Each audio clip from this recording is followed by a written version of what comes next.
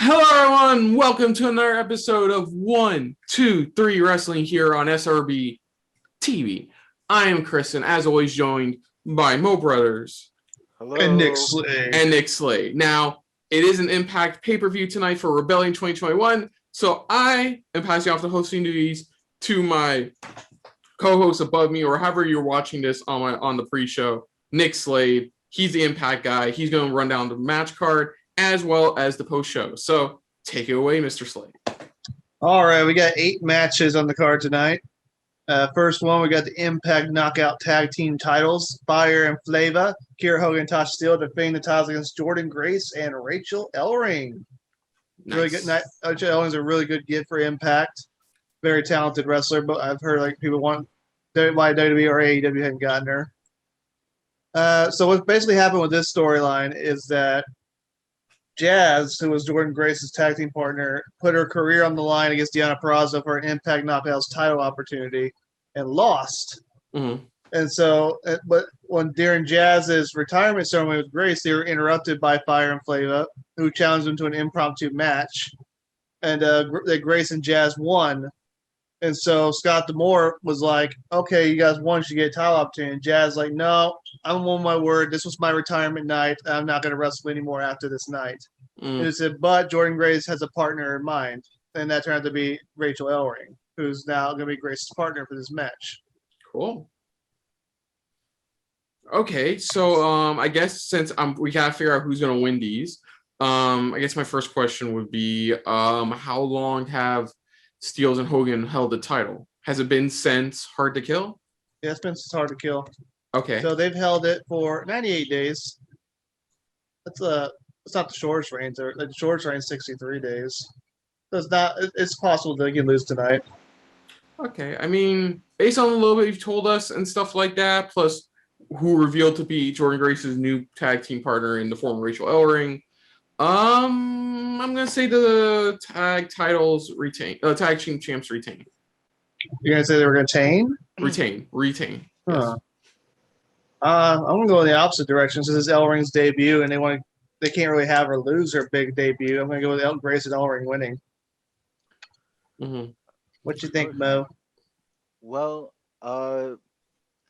previous Impact pay-per-views that I've seen, they've put a title on a relatively new person during their run. So I think Jordynne and Ellering are going to win. Okay. All right. So we got retain, change hands. What was yours one more time, Mo? It's gonna change. Gonna change. Okay. It's time for. All right. So 2 of the 3 predict is gonna be a title change. Okay. All right, so next up, we got 8-man tag team match. Violent by Design, Eric Young, Diener, Joe Doring, and the new member Rhino are going to take on the alliance of Chris Sabin, Eddie Edwards, James Storm, and Return of the Mack, Willie Mack. So basically, it's been building up for a while since Diener turned on his cousin to join, and they formed a group called Violent by Design with Joe Doring, then later Rhino. And they had a match at Hardcore Justice, a Hardcore War. It was supposed to be a team. It was supposed to be Tommy Dreamer was supposed to be part of the team, but he couldn't compete, so Trey Miguel took his place, and they lost to Violent by Design. So now it's basically a rematch from that. But with let's see, who was it in there? Eddie Edwards versus Swan. Yeah, the Hardcore War was Eddie Edwards versus Swan, Willie Mack, and Trey Miguel. So they've added in Sabin and Storm, who've gotten involved. Because Storm and Sabin formed a tag team without Shelley taking a hiatus. So yeah, it's just these 4 babyface trying to take down Violent by Design. How long has Violent by Design been a thing?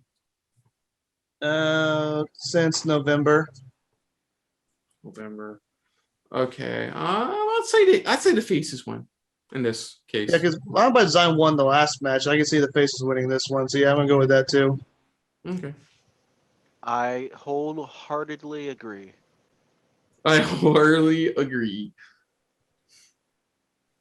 Okay. The next match is going to be Trey Miguel versus Sami Callihan, a last man standing match. So Should let's be see. good. The big thing about this is that Sami Callihan, that's a different psychopath.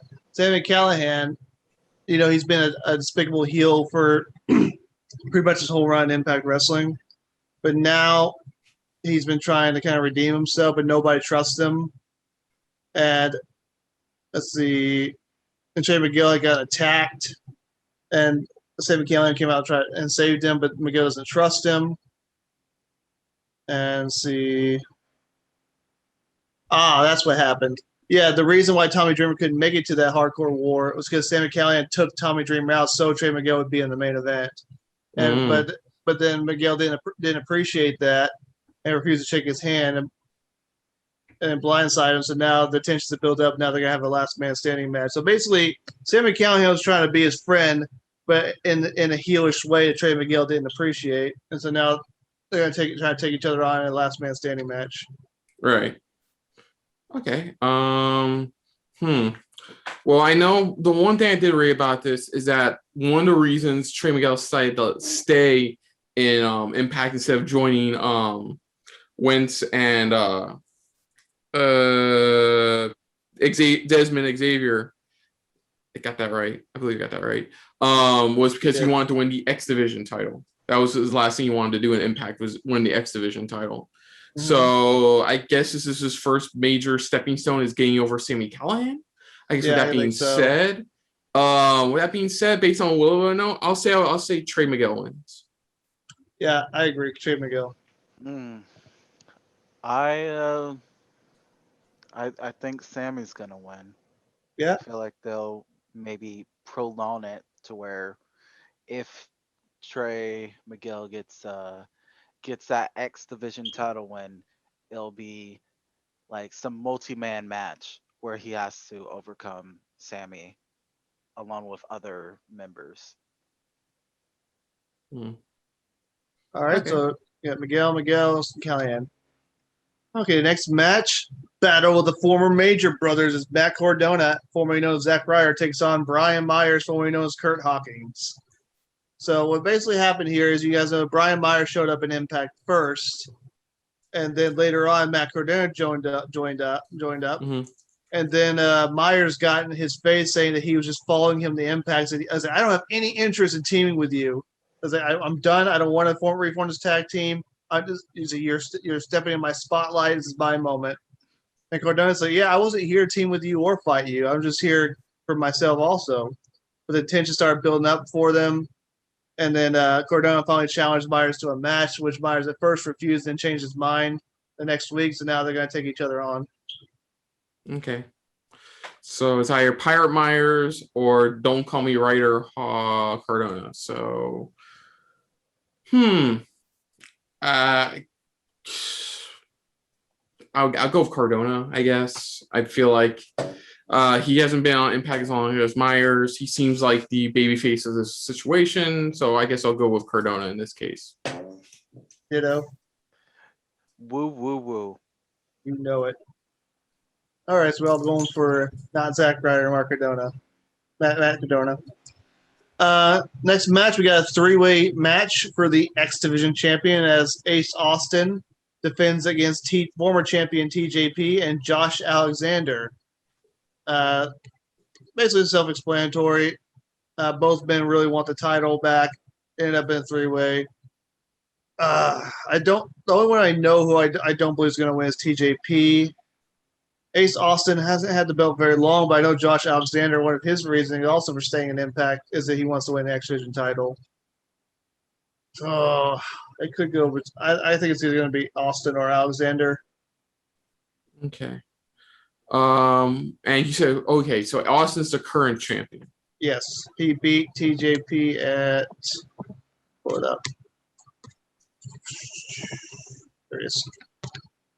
Yeah, Austin won the belt from TJP at Sacrifice in March. So he's held the belt 42 days, but that's not necessarily. There's been shorter reigns.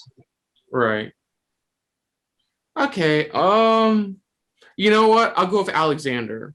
It does based on a little bit I know, it does seem like since Ethan Page left, Alexander Rusev's trying to find his way again. Being tag teamless. Alexander was always the real talent of the two, anyways. So, with that being said, I would go with Alexander. I know more than likely Austin's probably going to retain because you still got Madman Fulton. You still got Fulton having his back, so it's probably going to be him. But in this case, I'll go with Alexander to win. Yeah, I think it could be Alexander, but they are building up Trey Miguel to eventually take on Ace Austin. That's what I'm kind of wondering. What do you think, Mo? I'm going with Ace Austin. I think he's going to retain. I mean, I don't see it being a disappointing match at all, but I think Ace is going to pull some tricks out of his sleeves and retain. Yeah, I think you're right. I'm going to go with Austin. All right, next up, we got Deonna Purrazzo taking on Tenille Dashwood for the Impact Knockouts Championship. Basically, it was at – which pay-per-view was it? Where are you? Yeah, one of the last Impact Plus shows. Tenille Dashwood won a multi-woman match to become number one contender, and that's basically how it's going on. Okay. Dashwood beat. Oh yeah, it was at the last one. So yeah, it was at No Hardcore Surrender. Justice. Oh, Hardcore Justice. I forgot that happened actually really recently. Well, yeah, because they're still doing like even though if they have a pay-per-view, they still do a special the same month. Yeah. Okay, so Dashwood won the multi-woman match. She earned opportunities. Now she's getting a shot at Deonna Purrazzo. This could go either way, honestly. Depending on if they want to push Dashwood or not. I mean, I don't see Dashwood winning. So you say what's her name? Retaining it. Deonna Purrazzo. Purrazzo retaining. I'll go with Dashwood. Yeah, Purrazzo's held it since November. Yeah, go on.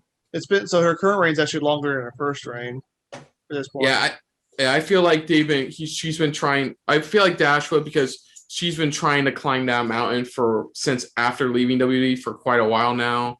Mm-hmm. She didn't reach that mountain WWE. She's been struggling as it is, especially for I believe she has a very rare, like a unique skin condition, right? Possibly true.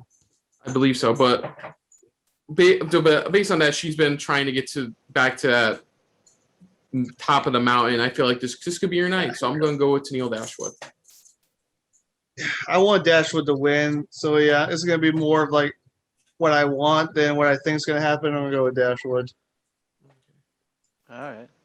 All right. So for the Impact World Tag Team Champions, new champions Finn Juice are defending against the former champions, the Good Brothers, are getting their rematch after Finn Juice won the belts not too long ago at Sacrifice in March. So Finn Juice held since March. So normally I'd say Finn Juice retains since they haven't held that long. But part of me thinks it's going to go back to the Good Brothers because Finn Juice are a visiting team from New Japan. And also they probably want to make the Super Elite look dominant with all of them holding titles. And since they turned the Young Bucks heel, and they're not going to do Young Bucks versus Good Brothers for some reason. Maybe not yet. Originally I thought they took the belt off the Good Brothers so they go after the AEW tag titles. But if that's not going to happen, then Good Brothers might as well have the Impact tag titles again. So I'm going to go with the Good Brothers. Yeah, Good Brothers. The Finn Juice thing, Child Change was a nice little surprise, much like was it Su Yung winning the women's title last fall was a surprise. So they're just gonna switch back to Good Brothers, make Super Elite a thing. I want to ask you, do you think the Young Bucks will interfere? I don't know if the Young Bucks are even going to be there tonight. They're going to be in King Omega's corner. Well, technically, they're all one big group faction right now. So that's why I'm asking you. They could interfere. I can see that happening. Because right now, I'll get to it, but when we get to talk about the main event. But yeah, for right now, I'm going to go with Good Brothers to pick up the titles. I agree. So, what do you think, Mo? It's a 3-way agreement. You know, All right. build up that tension. All right. So now we got the main event of the evening. We got champion versus champion, title for title. Impact World Champion Rich Swann taking on AEW World Champion Kenny Omega. Two men will enter. One man will exit as a double champion. As Impact has said at a press conference, there will be a decisive winner. No double countouts, no disqualifications, none of this stuff like that. Winner takes all, guaranteed double champion. So I like the fact that the Impact's letting you know we're not going to pull any shenanigans with this. So Or are they? or are they?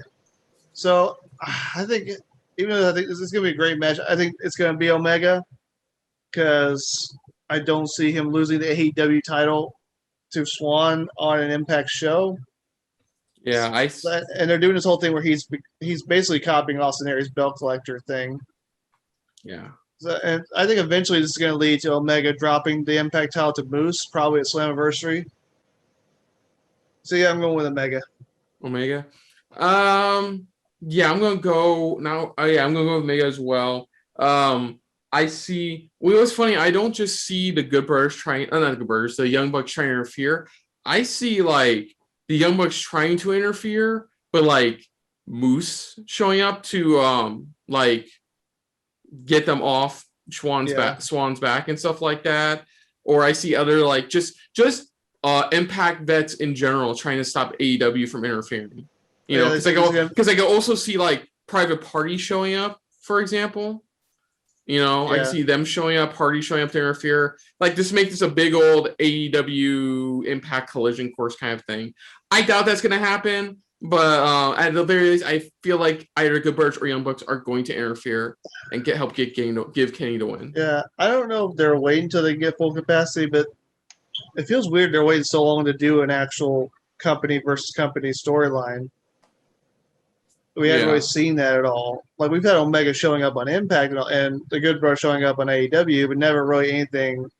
It's been more on Impact side where Omega's been portrayed as the invading force.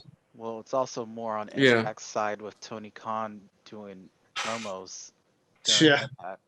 Yeah, don't like Tony Khan do promos anymore. God dang, I thought Dixie Carter was a bad promo. Okay. So yeah, I'm going with Mega. You're going with Mega, Mo? I'm going with James Ellsworth. I freaking knew it. He's gonna come out of nowhere. Gonna come out of nowhere. They're gonna replicate the WrestleMania Night 2 spot. He's gonna take them both out, pin them both, double champion, sign the both. If that doesn't happen, you know, I guess I'll go with Kenny Omega. So you say he's going to smash him, stack him, pin him. Because that's all Roman Reigns talks now. I mean, Roman Reigns. So we all agree it still should be a good match. Omega's most likely going to win. But man, how long does he hold the Impact title? You think he holds it till Slammiversary or all the way bound for glory? I say Slammiversary. I'm still on that belief that they're gonna, because I feel like he'll probably lose the Impact title before he loses the AEW title. You said because he'll lose that Impact title Slammiversary, and then maybe at All Out he'll lose the AEW World title to Hangman Page. Well, how are they gonna? Because they've already declared Adam Page the #1 contender. How are they gonna hold that out till August? Well, I'm saying that's a theory because I would love it to be at Double or Nothing where Page wins. You know, I would love it to be Page wins at there. But like I said, I don't know. My theory is that they may save him losing the Impact title at Slammiversary and then him losing the AEW World title at All Out at the following month. Yeah. So, because if anything, I know AEW may want to have a crowd there for All Out. So they may want to have that big moment of Page finally taking the title off of Kenny. The storyline pretty much finally being complete. Well, AEW does have crowds, but I'm saying they probably want to do it in an arena. So yeah, that's what I'm saying. They want to have that Hangman title change at All Out, because most likely will probably have a crowd. Even if it's not an arena, it'll probably be at Daly's Place, because they've already confirmed, like you said during WrestleMania stuff, Daly's Place already confirmed they can go full capacity now with their crowds. So they may save that for August. Yeah, they're going to do that for the concerts they have there. It's up to Tony Khan if he wants to do full capacity shows for his thing there. But that's why that's my biggest theory. I feel like they want that title change to happen in front of a big crowd. Because I want it to happen at Double or Nothing. I'm really impatient. I'm really fucking impatient. We forgot to bring up the biggest part of this match is that it will be commentated by Maranello. Maranello. Yes, the commentary will actually be worth it tonight. No offense to D'Lo Brown or Matt Striker. No offense to D'Lo Brown or Matt Striker. Yeah, and I saw some people was like, "Oh, I don't care about Maranello." I'm like, "Okay." Okay, you can get the fuck out. Get the fuck out. You just get out of here. Just get out of here. That's gonna do it, folks, for our pre-show thoughts and predictions about who's gonna win big here on tonight's Impact Rebellion 2021. So I hope you guys enjoy our reaction. So here we go, and make sure to also sync up so you can watch and be surprised as much as we can. Hopefully, we'll stay synced up this entire time. Enjoy. Here we go.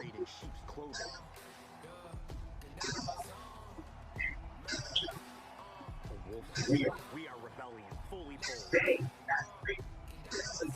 The rebel in us embraces our lust, no shame untamed. Trey Miguel's good. I can see Impact really building him up as a top dude. Yeah. Mack Cardona's doing more in Impact than he did in AEW. Well, he was only there for a short while. That's why. And if he stayed longer, he probably would have done a lot more.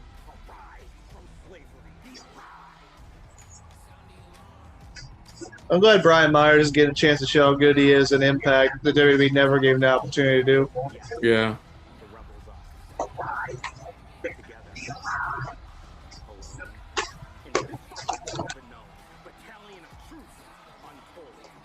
I know, like, Matt was like, yeah, me and Brian been there, done that tactic. I would like to see them have one more run.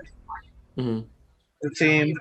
One of the most anticipated evenings in our sports' rich and decorated history is here. The athletes are prepared, focused, and determined to make history. Impact champion Rich Swann. One of the most anticipated evenings in our sports' rich and decorated history is here. Can you turn out, whoever has the volume on, could you turn it down a smidge? It was kind of weird because it was down, then it went up. The sound quality changed. Mm. That's because your setup is getting hyped for this pay-per-view. Dude, it's back down again. Matt Striker is a good hire.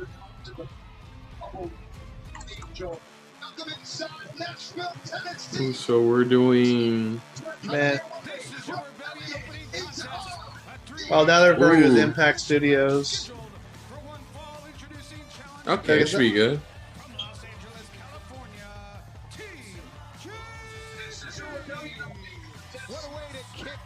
All right, start off with the X Division. Mm-hmm.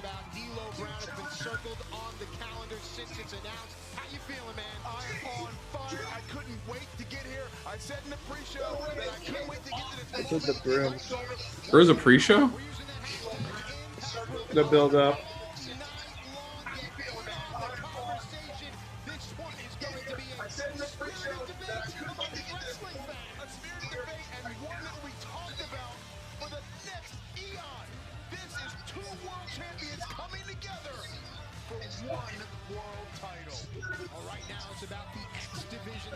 I'm hoping a lot of people, even though AEW did a shit job promoting the show, that a lot of people still knew about it.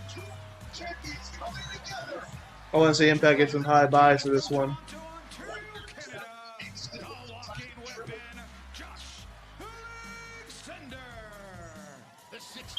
Man, it's so weird. We live in a world where Impact, AEW, AAA, New Japan, and MLW are all working together.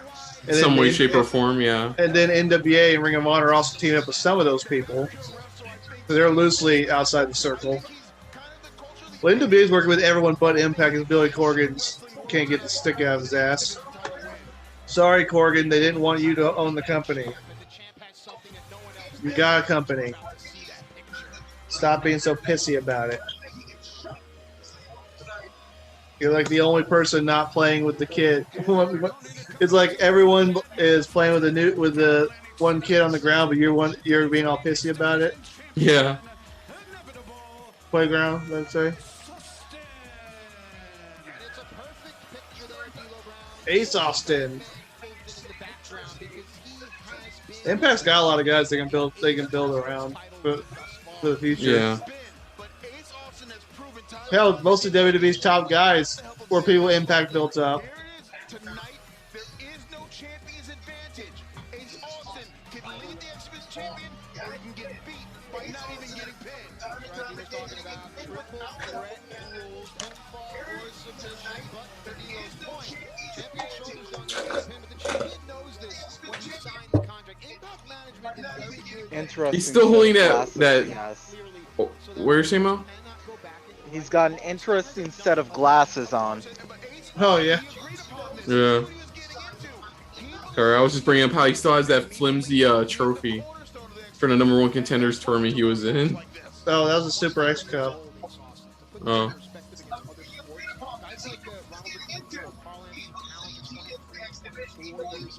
In combat sports. Look at John Jones, 23. Frank Shamrock, huge friend of the show, wanted at 25. I know one of the things that not really a fan of tattoos. It just has a bunch of words on it. It's like, if I wanted to read a book, I'd read a book, not your chest. And it's like, hey, please read here the terms and agreements of this match. Hereby with as a. What the fuck, man? You have your agrees and terms for your iPhone on your chest? Like having a quote, like a little quote or something. I understand. But it's like he's got a lot. He's got a lot there. Yeah.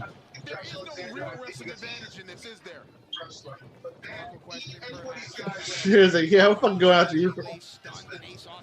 Josh Alexander's a really good talent. Like we saw that as part of the North. Yeah.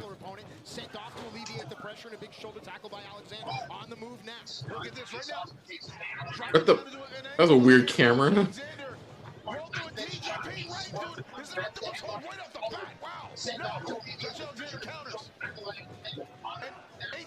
Ooh, that was nice. TJP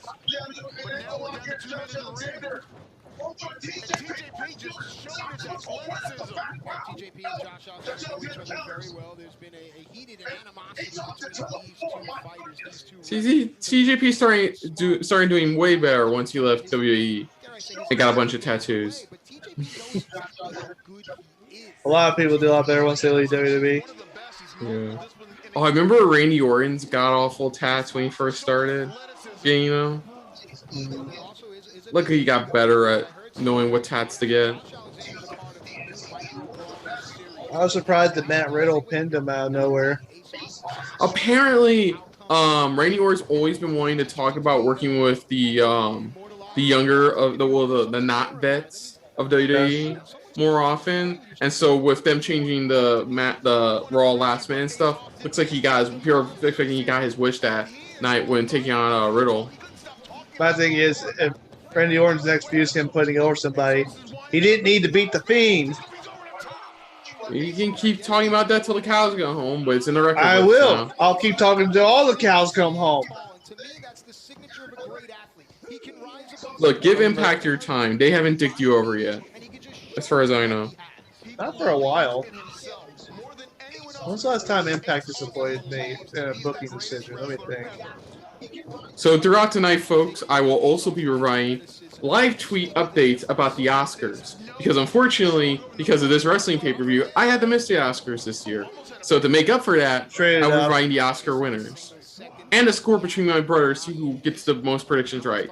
So it worked out, Kristen. You're watching a much better show right now. I am. Oh, this is gonna hurt.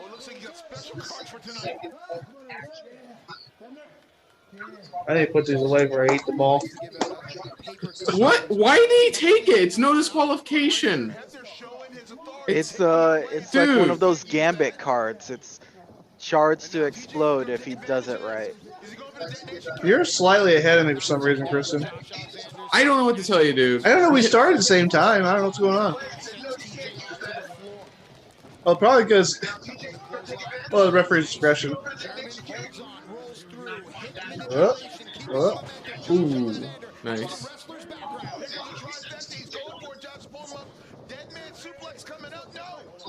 Oh.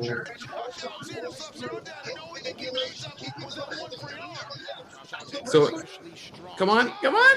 Ooh, 1, 2, no.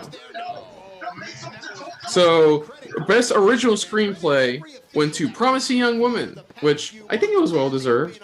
Well deserved. Me and Roberta are currently tied right now in the scorecards. So, we only varied on a few categories for Oscars. So, yeah, but Promising Young Woman, good. I like that movie. It's a good movie. It's a good, really good revenge flick. Ooh. I think it was a smart move making the opening match the X Division match. Oh, yeah, because that was always a good booking decision for TNA and Impact. Mm-hmm. I feel like every Impact pay-per-view that we've watched so far has started with the X Division. That's a good they're good matches. No, no, I think the last major one we watched, a tag team match was the first match. Let me see. The opening, it was it was the intergender match. Okay. Yeah. It was a smart move. Bound for Glory started off with the X Division. Mm. And Slammiversary, it was a tag match, but they were all X Division people.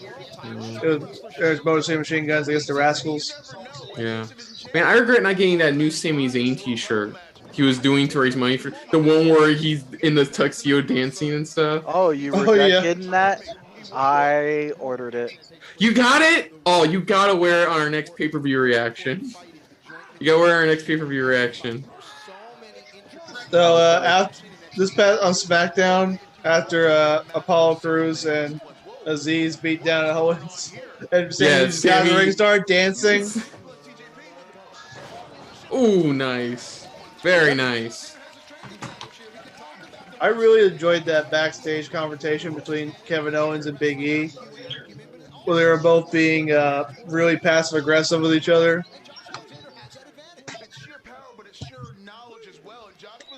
He's like, yeah, you're right. It should be opportunity. But it's not your opportunity. It's mine. And after I win, it's going to be my title. Yeah.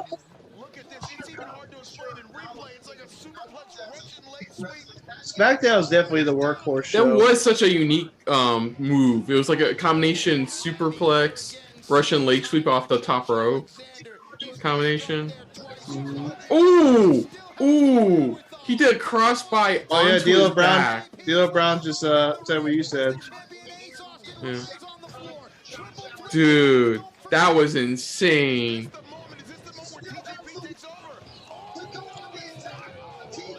Ooh.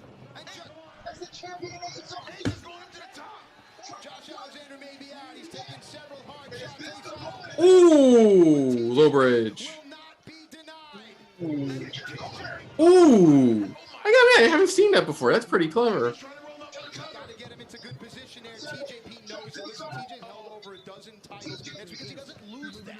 Has he really held over a dozen titles? Yeah, he's wrestled a long time. I like that's a cool splash. The Mamba. That's a cool splash.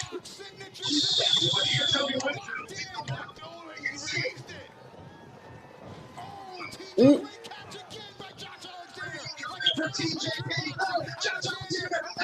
Ankle lock. What's up with the people with amateur wrestling backgrounds using the ankle lock? Because it works, and then when you grapevine it, it works even better. Yeah, but it's always like a certain type of wrestler who uses it.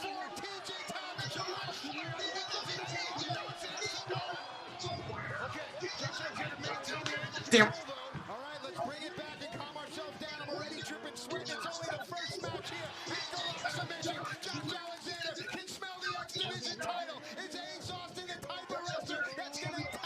TJP's held 13 titles, so a little over a dozen. Oh.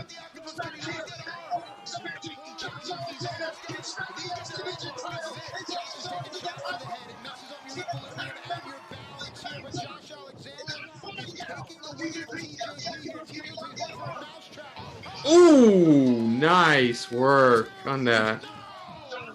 Ooh. Okay, so I'm now down by 1 to Oscars as The Father won for best adapted screenplay. Fuck, I should have gone for The Father. Whatever. Okay, that's okay. That's okay. Father won for best adapted. They deserved it. They deserved it.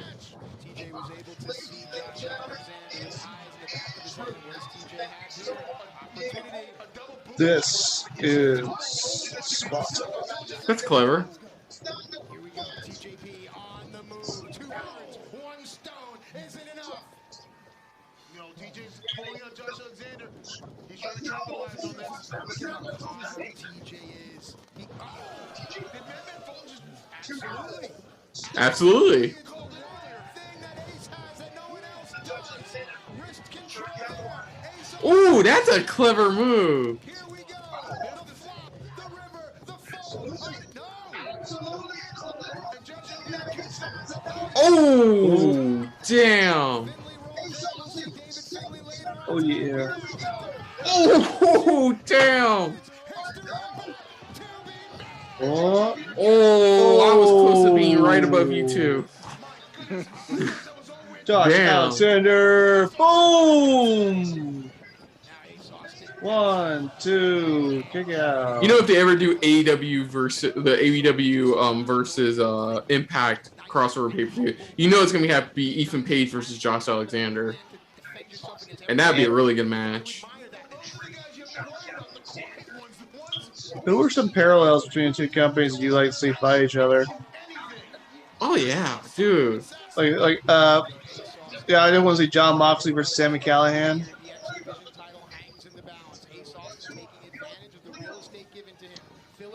Tommy Dreamer versus Dustin Rhodes. Ooh. Oh yeah, Who? Tommy Dreamer versus Dustin Rhodes would be good. Oh hell yeah. It would definitely have to be like a good old-fashioned hardcore match. Chris Jericho versus Sami Callihan would be good too. Oh. Ooh, fuck. Fulton interfered. TJP.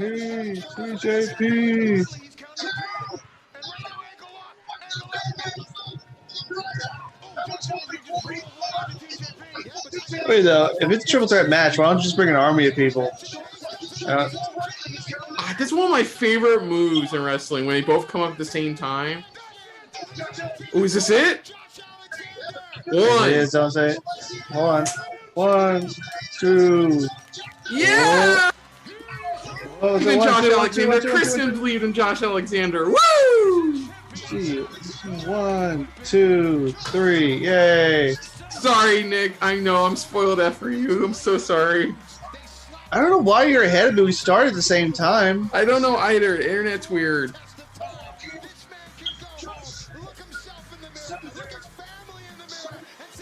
Yay! Yay! I was right. You guys were wrong. Well, Alexander's who I wanted to win. I just thought they'd go with Austin. So I got what I wanted. Hell yeah, good for Alexander.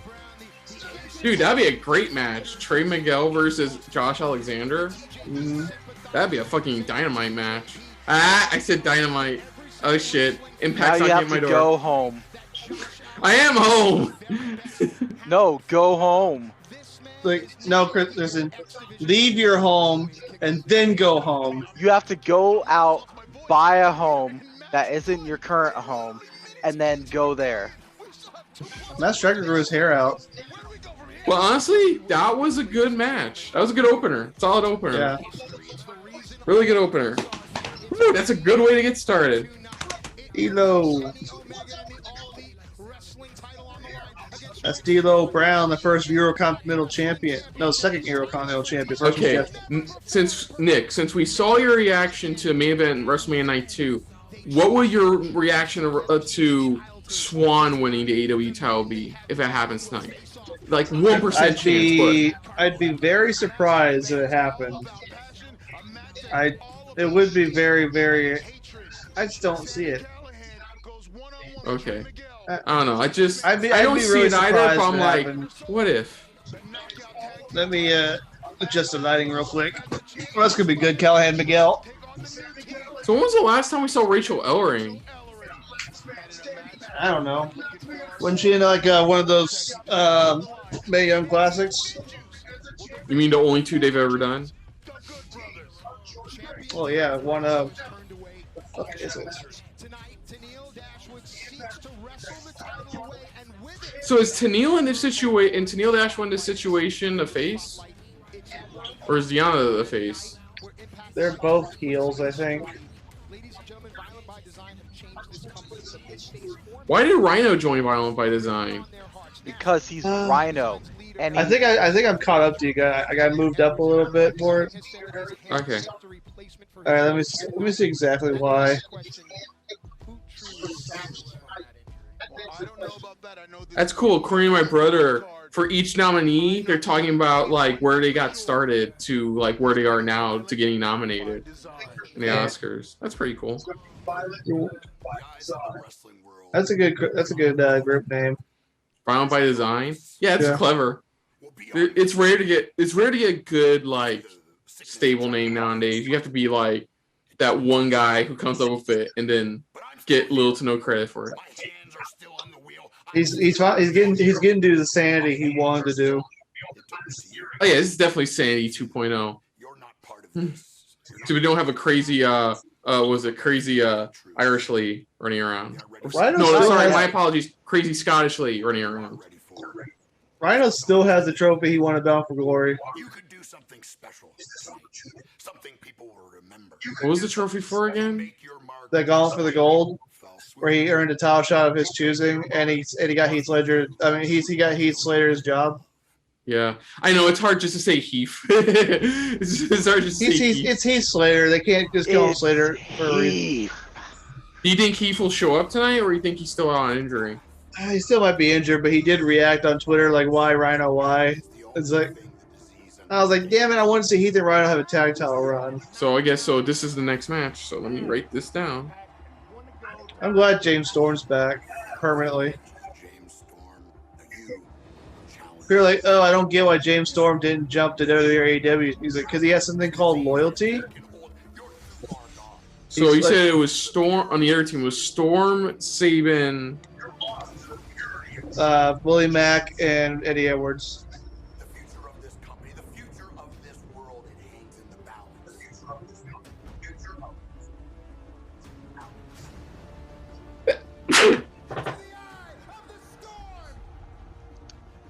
Spinning around and round. Oh yeah, he wrestled Eric Young in his 1000th match in Impact. So let me ask: is it true Storm's wrestled over 1,000 matches for TNA/Impact? Yeah, he's been in the company since the beginning, actually. That's unbelievable. 1,000 matches. Since the beginning or like early on? Very early on. Let me see when exactly. He Because I can debuted- believe it.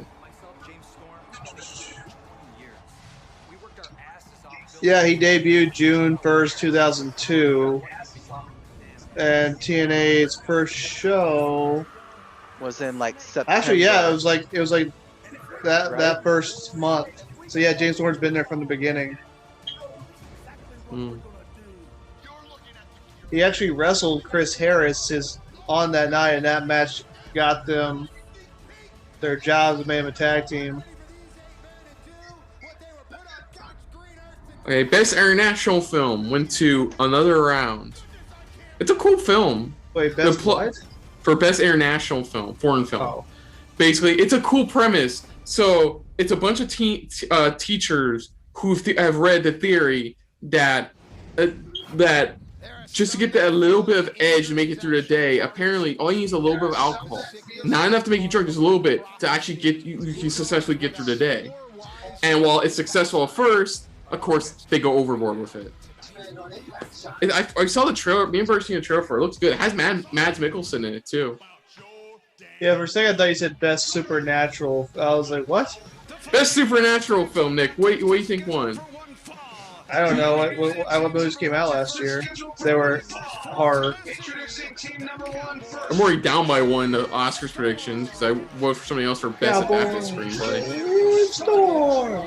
I want James Storm to get one more real run with the Impact World Championship. It's possible. Do you think the original Styles' WWE thing would have fit Storm? Because the rumor apparently they've said Styles said it was meant for Storm originally. Yeah, that makes sense. One lady saying, "Ain't nobody want to mess with this redneck." But that applies both to Styles and Storm. Yeah, there is a difference between being from the South and being a redneck. Nah, I don't think it would have worked. It works for Styles. Storm country music just fits Storm. What brand of non-alcoholic water does James Storm drink out of his beer bottle? LaCroix. No, sorry, White Claw. No, wait. LaCroix. I don't know.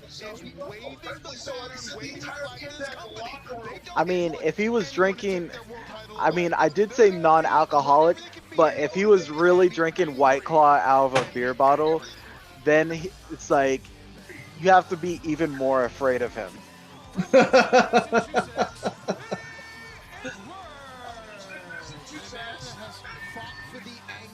Fox too strong. You don't need to be 6'9", covered in tattoos, and a freak walking down the street to tell the world I'm a professional wrestler. This is a young man that trained, busted his up, growing up in the street in Boston and Massachusetts, training under that killer Kowalski banner, and he's here, and he's still here. All right. That's because he's the heartbeat of A little glitchy right there.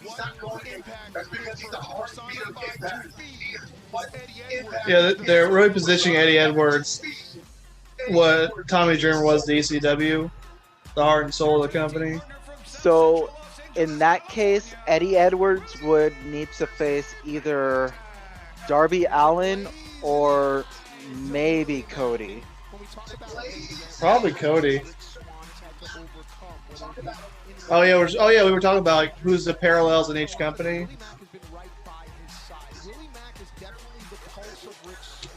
Man, if Alex Shelley wasn't out damn. on What's wrong with Willie hiatus- Mack's eye? His left eye. I didn't see. Huh? It looked like his eye was a bit messed up.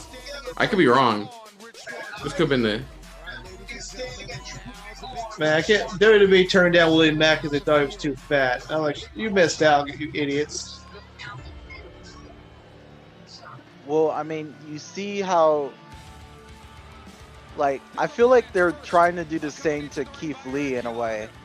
Because he's not, like, he doesn't have that built look that most of the other wrestlers have, but he's still able to do what he does. Yeah. I don't know what's going on with Keith Lee. Yeah, apparently he was supposed to win the U.S. title, but then they gave it to Riddle instead. Maybe he'll come back if he was Sheamus because they got unfinished business. Maybe he'll come back and actually do something. Maybe that. That's all I want. Like, when I saw Aleister Black, I was like, oh fucking god, he's still here. Thank god, he's still like... Not only is he still here, they're actually doing something with him. Yeah, man, he's looking like the villain from Far Cry 5, but at least they're still doing something with him. For now. For now, yeah, I know, but like, one can hope with WWE. One can only hope. So I don't know what the hell's going to happen with Bryan and Reigns. Because if Bryan loses, he has to leave SmackDown? Yeah, Barry, that's what the stipulation is. What is? Morrissey.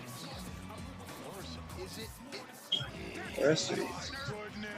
There he is! What? There he Oh, is! it's Big Cass! There!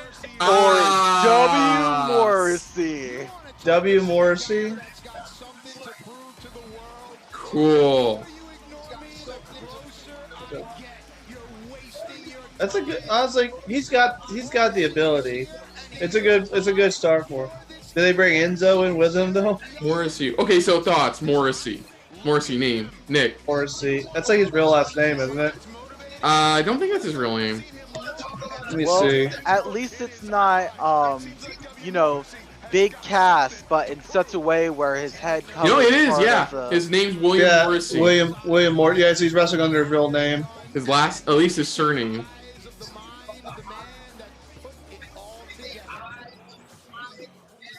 I believe EY thinks and knows that W. Morrissey Eh, it's better than that Kaz XL thing.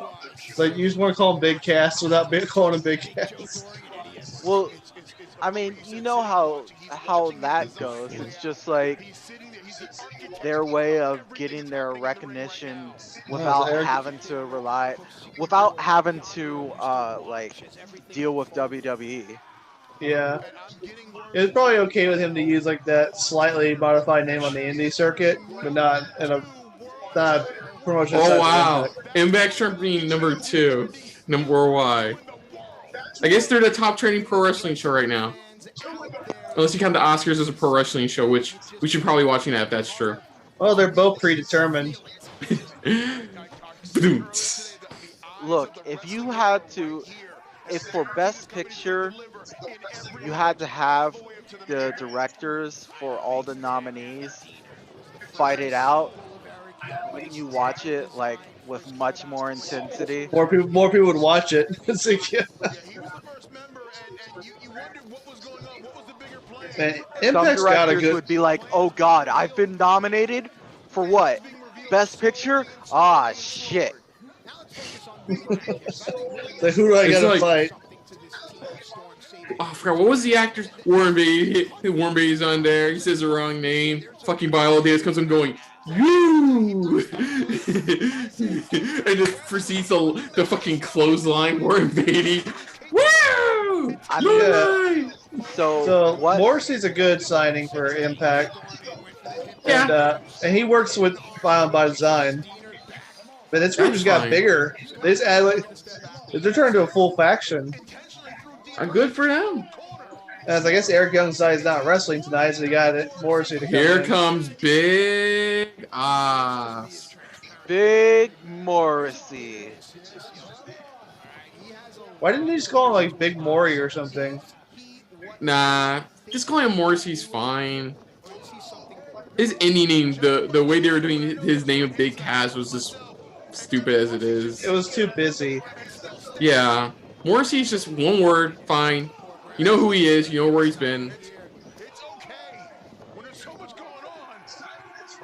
The difference that Morrissey has is his height and his length. He's able to execute maneuvers that others just can't do.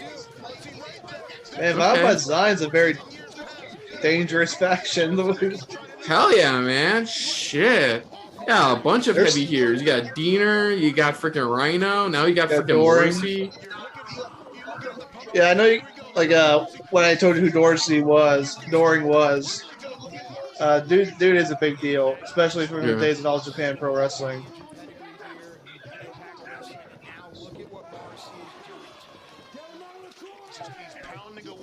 Believe it or not, Diener, his first run in TNA, he was a comedy character.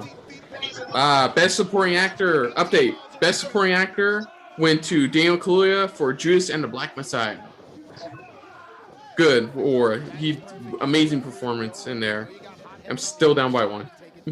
we're the same on a lot of predictions until like a few of them. So you're gonna be down unless Christopher messes up. We're split only on a handful. Like the one we're definitely split on that like he thinks Viola Davis is gonna win Best Actress. I think Carey Mulligan is gonna win Best Actress. So like we're split on that. Because the only reason I chose Carey Mulligan is I didn't see Black Bottom. So I'm like, I'll go with the film I did see. The people who win the Golden Globes, it's a good, almost good indicator who wins the Oscar sometimes. Yeah, that's what a lot of people do their predictions off of. I did that for a while too. Then I just started to just look at occasional like other film journalist websites, see what they said. Because really, it's not really about who you think's the best, it's like who you think they're gonna pick. Well, who do you think this invisible cabal of people will pick? This night, Rebellion is Mhm. about those that have come before us. It's about those that will come after us, but it's about the guys in the ring tonight. Absolutely. And right there you see Rhino focusing firmly on the head and neck. And then Rhino cuts off James Storm. And they've done a good job by design of isolating James. It would have funny, and now it would have been funny if this match was first, because then that would have been the second major pay-per-view of the year where Violent by Design started. No, wait. No, never mind. That was an Intergender tag match. Never mind. Where he is, make a tag. He's close to his corner. He's rolling the right way. Can he muster up the last couple of feet? Tag made. Here comes Deaner. Okay, Becky, so tell let me me- ask you, who do you think's the first person Violent by Design that will turn face?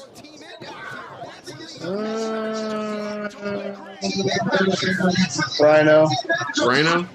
Yeah, I see Rhino because Heath shows back up and asks him to join back to the light side of the force and something like that. Heath is like, Rhino, I got kids. And then Rhino's like, I'm good again. I got kids. Here's what is it? Here's a paper plate with cheese whiz and Ritz crackers. Yeah, that was hilarious. No, he opens a briefcase, and that's all that's in there. It's Ritz crackers and cheese whiz. Return of the Mack. Return of the Mack. When do you think Impact will start having a crowd again? I don't know because they're in Tennessee, so I don't know what their COVID thing is. Oh, nice catch. Ooh, They definitely that's can't a do nice shows in catch. Canada right now because Canada's gone crazy.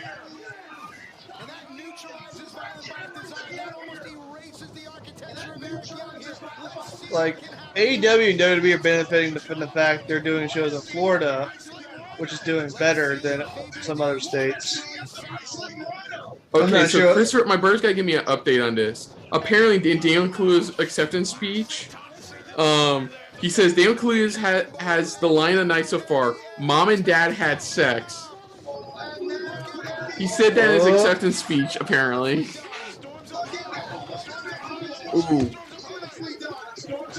Ooh, nice. He's beating the Oh, shit yeah, I out said of I had Dana the right now. Shit. I think the heels are going to win. I said the faces were going to win. I wasn't expecting Morrissey to debut. Oh yeah, Morrissey debuting has thrown my prediction off too. It's clear that the heels are going to win. Not clear because as long as Morrissey isn't the one that gets pinned or anything. No, he's probably one going to be giving the pin.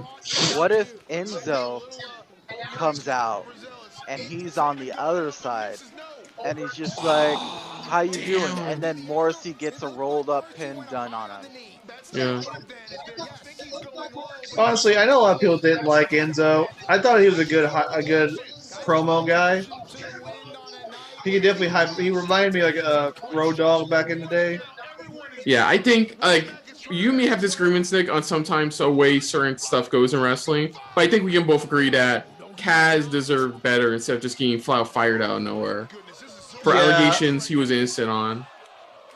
Like it's true. He should have told him sooner. Oh, you mean Enzo? Yeah. Yeah, for Enzo. I do agree. I disagree full-heartedly giving him the Cruiserweight title. I never thought he needed To be it. fair, it did increase their ratings. Yeah. It did work. Yeah, my brother just sent me an update too. They showed the first teaser trailer for the new. Ooh, that was nice. Very nice. They showed the first teaser trailer for the new for Spielberg's West Side Story. So Spielberg? Yeah, you didn't hear about that? Yeah, he's doing his own version of West Side Story. That story has been redone so many times. It's Spielberg, So so I'm curious. literally, though, West Side Story is just Romeo and Juliet. So it already was an original concept. Like, is he literally just doing an adaptation of West Side Story, or is he just like doing a similar? I believe it's set in the same time period. It's just new actors and stuff like that. And even got one of the original actresses, Rhea Moreno, to be in the film as well. Are they going to be choreographed Broadway dance numbers? It's West Side Story. What do you think? Oh, it's an actual adaptation. Was going for the clothesline. Stunner. Ooh. Ooh, nice. Are you a jet or a shark? Oh no. Look at that face. That's a face that I'm so happy to have gotten my head on straight face. Oh dang, if we're gonna do crossovers, I wanna see Jesus Christ. Sometimes you forget how tall Morrissey is. well, he wasn't called Small Cast. Yeah, I I wanna used to see- call him Morrissey. It's not one of those things where I like somebody else where I'm like, I'm just using their other name. We were talking about crossovers between AEW and Impact. Morrissey versus Archer. Hell yeah. I don't know. Yeah, Archer could definitely carry Morrissey for a good match. Ooh, damn. Haven't seen that in a while. 1, 2. Yeah, I lost that one. As soon as Morrissey debuted, I'm like, fuck. Oh, that changed. That as soon as Morrissey debuted, that became a different match. Yeah.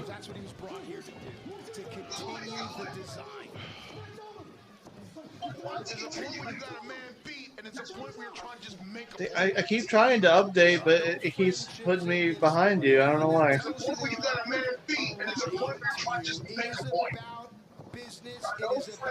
Is it me? I was like, who does he look like? Morrissey looks a little bit like a young Edge in the face. He looks like if Edge was a foot taller and more jacked. Seriously, that's why I think of Morrissey. He does right look now. like That's what he Edge. looks like. But man, Violent by Design's a force to be reckoned with. Now they got Morrissey on the group. They can take on the pinnacle of the inner circle.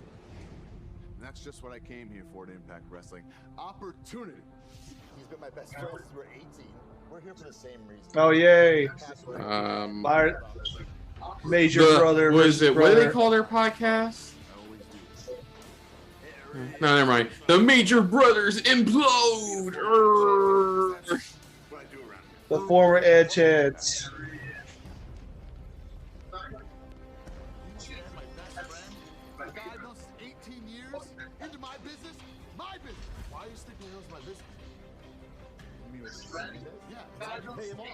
Half up front. Into my business. My business. You beat Cardona. I spelled his name wrong. Let me fix that. I'm not here to talk about Brian Myers. God, this guy's such a liar. Impact Wrestling is mine. I came here first to dominate, and I've been doing it. You're just trying to copy me? I love how this boils down to, I came here first. I get dibs. It's no fair. He thinks he's trying to steal a spotlight. Yeah, no, I get that.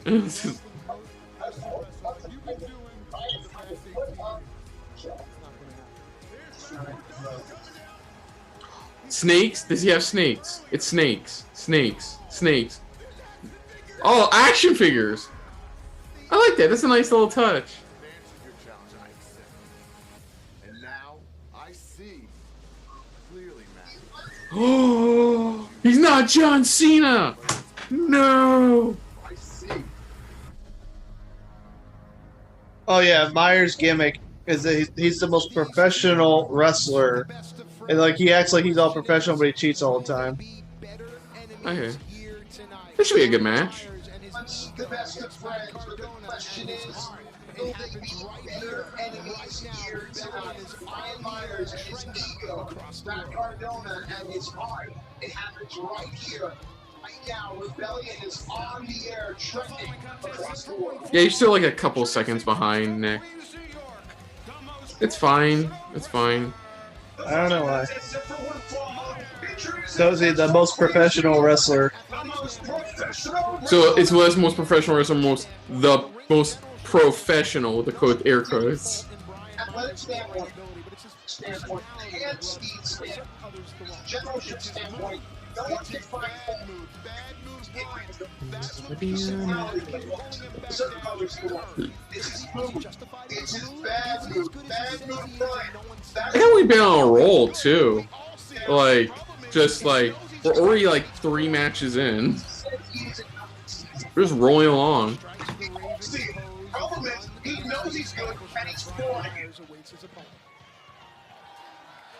That's a, Strikes the Ravens home with one,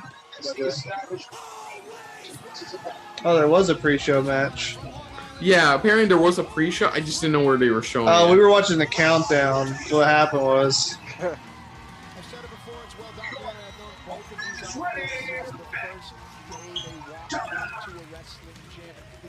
Always ready. What is he wearing? Shredder's old hockey gear. That's gonna be part of his next action figure. He's going ahead and making it, giving something for the action, his next action figure to have wear. Okay. Update on the Oscars. Black Bomb won for best makeup. Still down by one. Yeah. Yeah, wasn't that the Oscar the Suicide Squad won? I think they won for like best visual effects that year. I think it was makeup because they were giving credit for like That's Brian Myers been doing right now in 2021. He's been acting like an ass. And if I were Mack Cardona, I would show him exactly what I would do. Something about the wrestling now. Well, these guys trained by the same person. Mikey Whipper in the same gym. Oh yeah, I almost forgot about that. They were both trained by Mikey Whipwreck. There is no advantage. They're even Steven. These two know each other better. Oh. 18 years as friends. What more can you do? Punch him right in the face. Good. Maybe that's what Mack Cardona needs. Oh, come on, man. Ooh. Hey Nick. We in the inner circle now? I don't know. Do you work for the Pineapple? I mean Pinnacle. Maybe the answer to the question of where You mean the Pumpernickel? Brian Myers is far more Pumpernickel. That's a good one. That is the difference right there. Brian Myers. You mean the peppermint patty? The Pina Colada? The lighting issues that Impact's having right now. Do you guys see that? That was some No, it's because the camera's going up in a certain way, just catching the light. That wasn't the lighting. Oh no, that was- into the audience. I don't know what's going on with if they can have people or not. Cool. And now Black Bomb won for best costume design. Nice. Poor stagehand.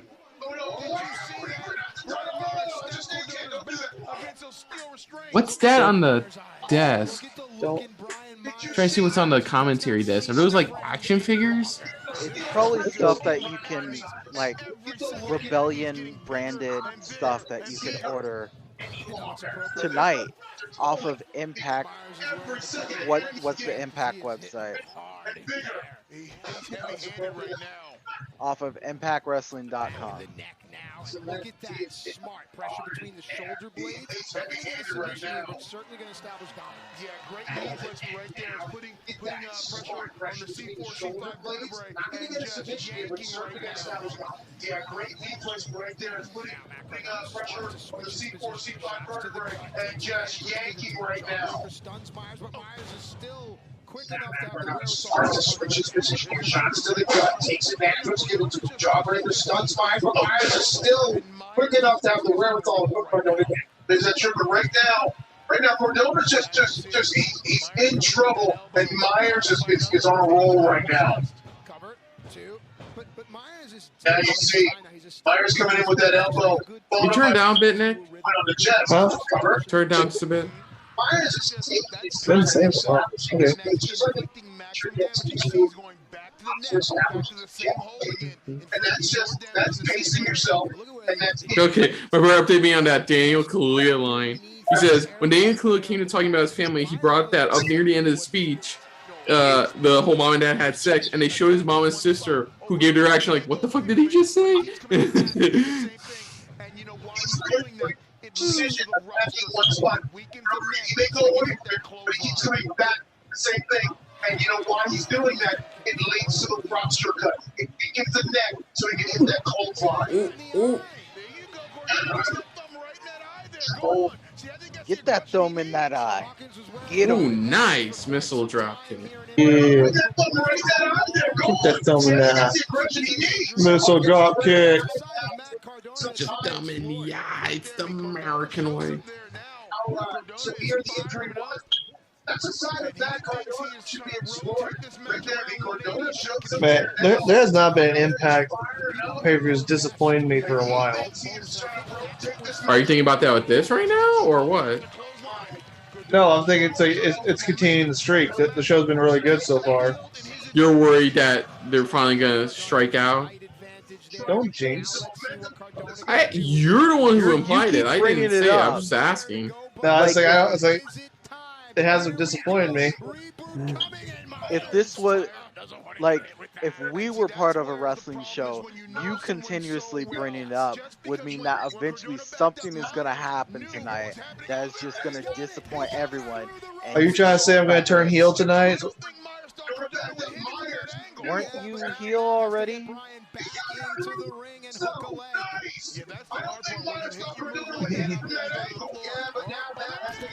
Ooh, rough silence. That's a nice name for it. My butt hurts. Oh My yeah, butt 'cause he leg used to be hurts. called the Rough Rider. Now they're calling it the Rough Silence. That's what it sounded like he said. With the lack of a crowd and the fact that they don't use like crowd noises, it makes it more devastating when you hear them land. Oh yeah. Mm. You know who they need for the crowd? You don't need a bunch of people. You just need one person. That Bethesda guy from E3 a couple years ago. The guy randomly just yell out, "Woo! Yeah!" You need that guy. Just that guy for your audience. Basically, Honestly, I don't know when it happened. I've gotten used to there being no crowds. I want crowds back. If WrestleMania taught me anything, is I really miss crowds. even with the crowd, there would be still pumped in crowd noise. Well, yeah, when everybody and their mother wants to boo Hulk Hogan, that's what happens. That wasn't the only time they did it. But Oh, and the Bellas. that's And hilarious. to Bailey, me, like though. such a stooge at the They end. used to make fun of WCW. Nice spirit. They used to make fun of WCW back in the day for pumping in crowd noise. Now they're doing the same thing. It's like WWE, you become who you once hated. Dude, I still remember WrestleMania 32 where they muted Reigns' entrance and Reigns' victory at the end. They muted the audio. Like, lowered it so hard it was almost sounded muted.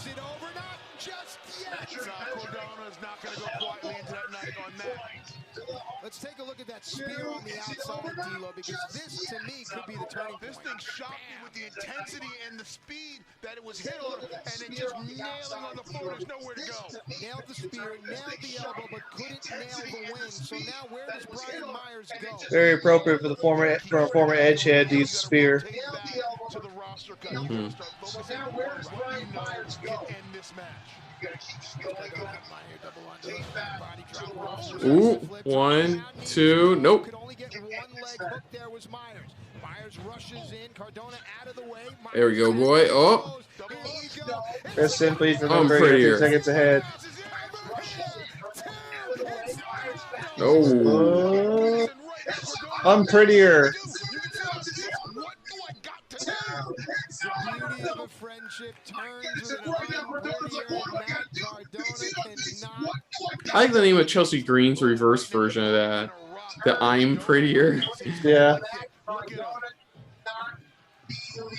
One more time, if we can see it. D'Lo, walk us through the right here. Look at this hook right here. Oh, some people think Chelsea Green might be going to Impact, Not surprised.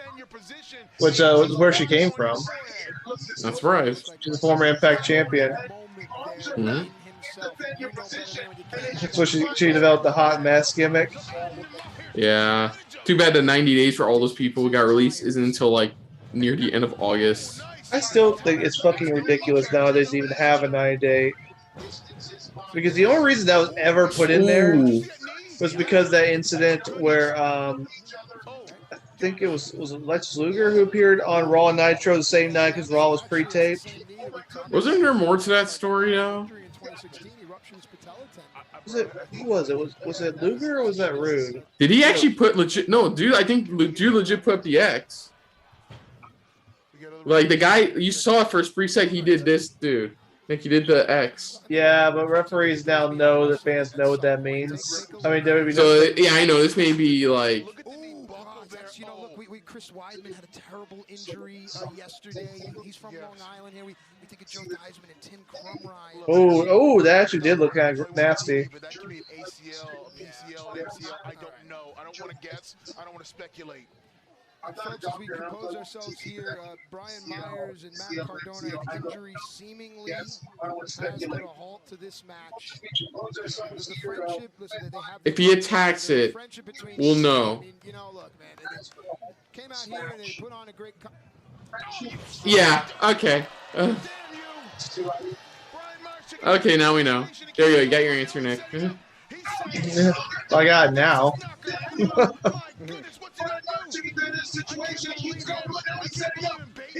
Oh man, is Myers gonna take advantage of this and win?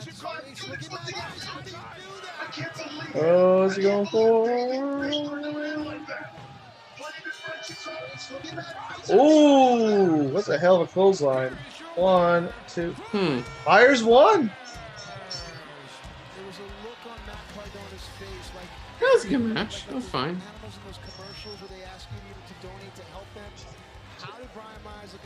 I guess if he's going to continue. I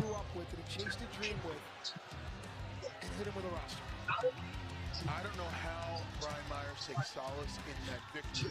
I don't know how he can go look himself in the mirror when he goes in the back. That is disgusting what he just did. He just took advantage of an injured man, his best friend of 18 years, and hit him with the laser cut. Damn you! Damn you, Don. Damn you, Brian Myers. Hey, Tony Khan. Hi, Gia. It's great to be here. Thank you for having us at Impact. It's great to be at your pay-per-view. Got Jerry Lynn there. You got Shivani. You got Aubrey. That dress. The chairman of the board and the founder of AEW. We're a first-class, world-class organization. We have top executives who I brought. Also, I brought the best wrestling. Where's top gals to come in and say, nerd? One of our top officials, Aubrey Edwards, here to referee a world championship match. Oh, she's going to be refereeing. Okay. She's going to be refereeing the main event. There's going to be 2 referees. Oh, God. He has his own ref. Happy to have all of you here, even Shivani. Even Shivani. That was Jerry Lynn. Yeah, that's what he said. I think we're in a good spot here. We know how to handle things. Brian is who you'd like to officiate tonight. Brian. Yeah, Brian, very experienced. Yeah, Brian would never screw anybody. Brian, what's your last name? You know what? Oh, because he's a Hebner. He's a Hebner. I think that's a great idea. No, it's a bad idea. Dude, does nobody remember that SummerSlam match where both Shane and Brian were the refs? Look, That was really stupid. That's WWE, okay? Stupid. You're so stupid. 2 referees. Sounds good to me. Tony Khan appears more in Impact than he does on AEW. Oh, we go. The Knockouts tag titles. Oh, look at Impact once again, showing other companies how to do a women's tag division. There we go. Man, people are like, anyone who's actually paid attention, Impact was the one who really started the women's revolution.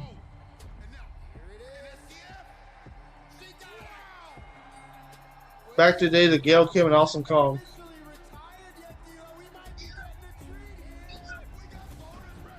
Yeah, Jazz won her very last match, so it was nice they would sit around and hide. Yeah, I guess Tasha and Hogan are heels now because they interrupted her retirement ceremony. And then Jazz won, so Jazz got the winner last match. That was nice. That doesn't mean Jordan can't be in this match. You know what? I got just the right person. Rachel. Gordon Grace is a great talent. Yes, she is. She really good looking too. I'm glad you guys agree.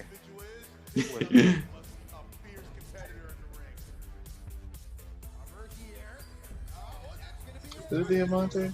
Yeah, did you know the Kiera Hogan Diamante are a thing? I think I've heard that. Yeah, what was it? I listened to. They had Hogan and Steels on what was it? Talking Shop podcast recently. Uh-huh. Or Rachel Ellering. They should bring in Paul Ellering to manage somebody. WWE doesn't want to use him. What makes you so sure that that he's not behind the scenes or has some kind of position behind the scenes at WWE? That's why he hasn't been. I hadn't heard of him having any sort of position. Well, it's kind of like, had you heard that Bo Dallas was still with WWE until they finally released him? Yeah, he hadn't wrestled for like a year and a half. Apparently, from what I heard, Bo Dallas is getting his realtor's license. So I think he's kind of done being a wrestler. There's nothing that says that you can't do real estate and wrestle. If anything, that would be part of his business, you know? Well, his dad is an IRS man. Besides that, every house that he sells, he has a wrestling match in it.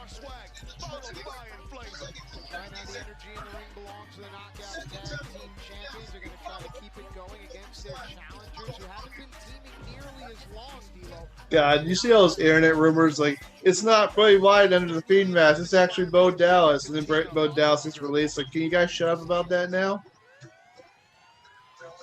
No, Nick. Here's the thing: he's a farmer, but he's still secretly Bray Wyatt, who's pretending to be a Fiend, who's pretending to be Bo Dallas. So you got to think 5 steps ahead. I know, mind blown. Playing 3D chess, 4D chess.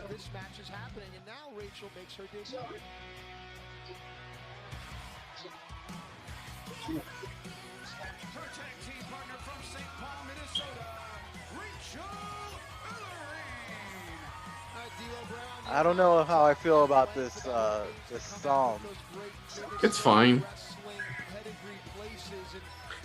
Cool. So, Oscars update.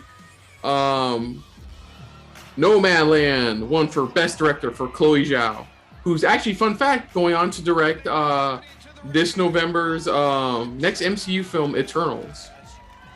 She just won for Best Director for Nomadland. They better not screw that up. Eternals has a lot of good lore.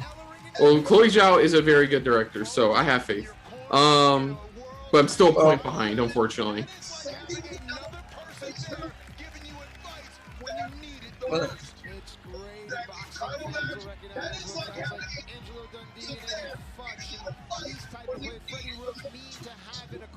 Yes, Stilo, that's the point.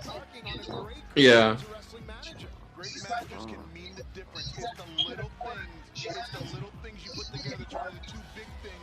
Jazz needs to be in WWE Hall of Fame.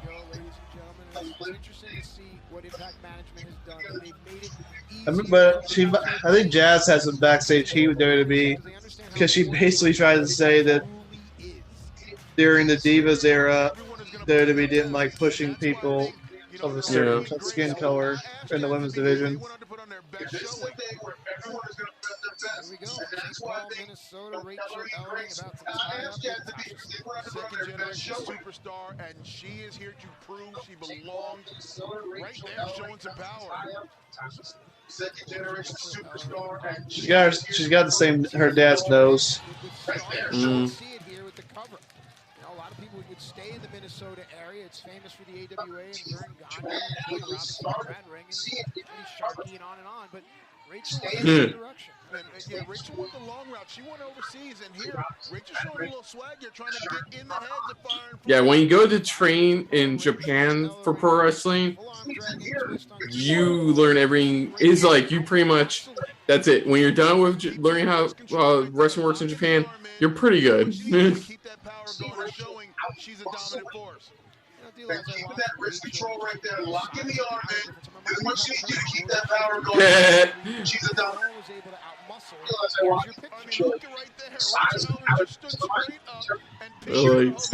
I like that. This deadlifts are about worrying the world.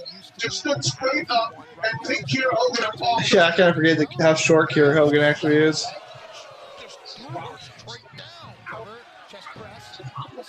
This is a powerful and athletic. Damn. I want to go to your point. Grace has got to love the fact that Slammed her. Slam Town, USA. So now she knows what to expect from her tag team partner. Speaking of Slam Town, USA, you guys know that Morrison's been missing lately? And you know, I talked with George. Like, yeah, isn't he out on injury or something? I don't know. But Maurice is back, so yay. Yeah, promote them reality shows that wrestling fans don't actually watch. Look at what it's done. A momentum shift. However, you know, in football they talk about the field tilting, right? Yes. In wrestling and comic books, the ring tilts and the momentum now favors the tag champs. And that's a bad place to be for Jordan Grace because that Damian Priest needs to move on from Miz. And probably go for the U.S. title. Yeah. You need to prove to us that him being teamed with Bad Bunny wasn't just because you're there and you're Hispanic too. You know, I want to get Fire and Flavor on my show behind the curtain. I think we can break down a few of their matches and show the world just how great of a tag team these two are. I don't know if I had asked this before previously, but if you guys could train either in a specific wrestling program or a specific place, where would you train?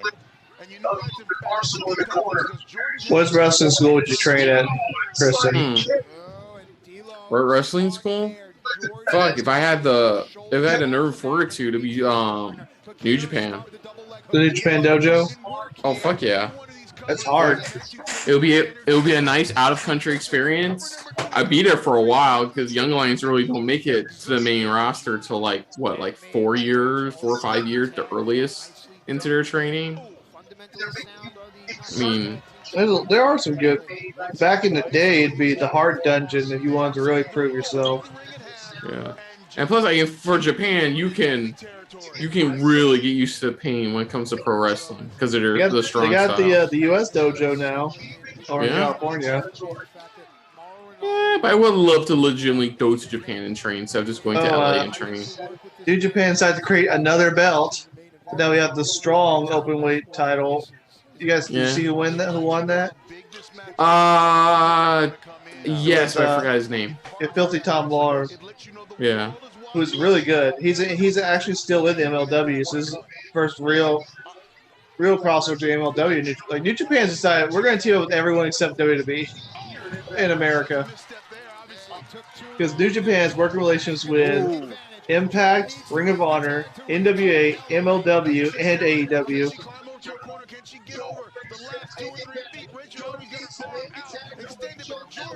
God, it took forever for New Japan to want to work with Impact again. Yeah. It took years for them to say, we're not the same people.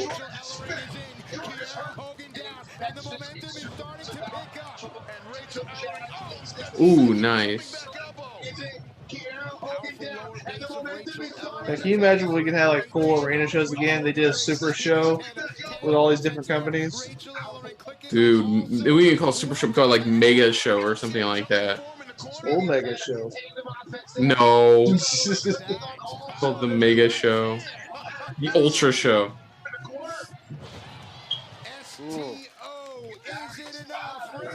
Ultramania. One? No.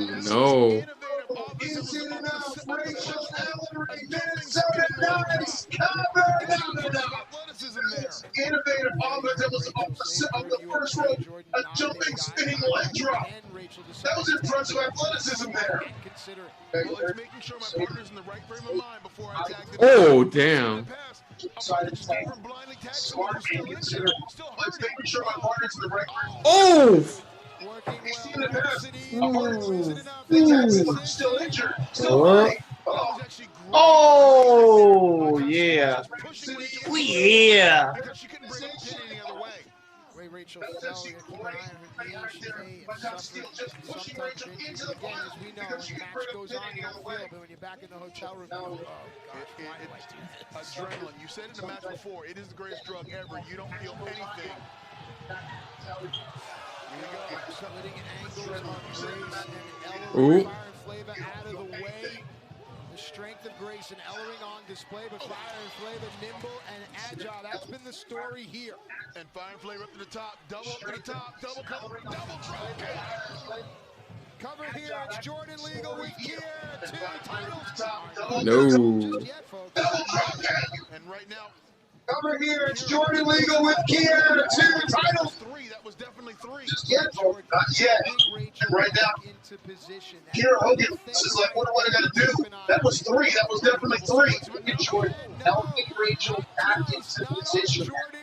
Is right here. Just keep an eye on. No, not twice. Not on Jordan Briggs. There's still some power left in the tank. That's not some power. That's a whole hell of a lot of power. I'm saying Jordan Briggs puts Tasha onto the apron. Tasha with her shoulders. Oh! Tasha still. I blinked. What the fuck? Uh. Oh! Wait, I blinked. I stared out for 1 second. What did I miss? God damn it, Impact have replays. I don't know how to describe it. Wait, what, Mo? It looked like it was a dive. Yeah. It just looked like a dive. It looked like a dive, but look, not Kira Hogan, but her partner, like Tasha Steele. Like Tasha Steele. It looked like she face planted onto the apron. Ooh. And Ellering Damn. was I guess supposed to either take the hit or like slam her. Just from the angle, it looked like Tasha like got face planted on the apron and fell over, and then okay, kind of like we go. Rachel Ellering missed it. It's definitely something you'd have to check it out again. Tasha does not allow the momentum to continue. Rachel Ellering still has a waist lock on Kiera Hogan. Kiera into the ropes. They walk through their separation. Gets caught with a back elbow. Does Rachel Ellering still has a waist lock on Kiera Hogan. And now Kiera is trying to set. Oh. She's trying to end this right now. Ooh, nice. Socked it to her. Rachel Ellering stays right in the middle of the ring. She's trying to end this right now. Suck it to me. Ooh.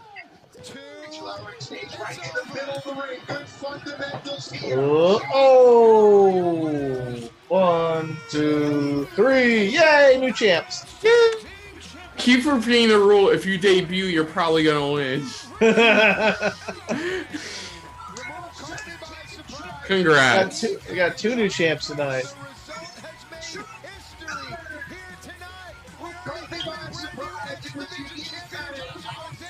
Well, Jazz made a wise decision to pick her partner.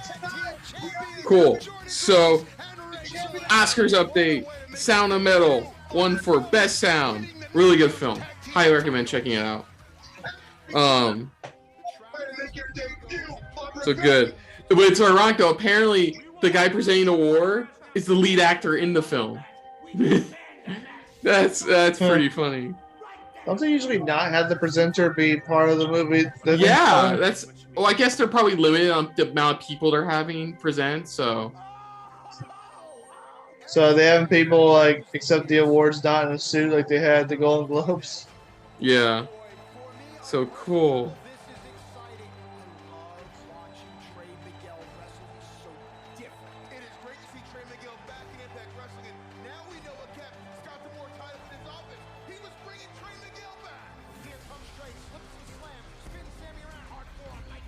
So here we go. This is Sami and Trey.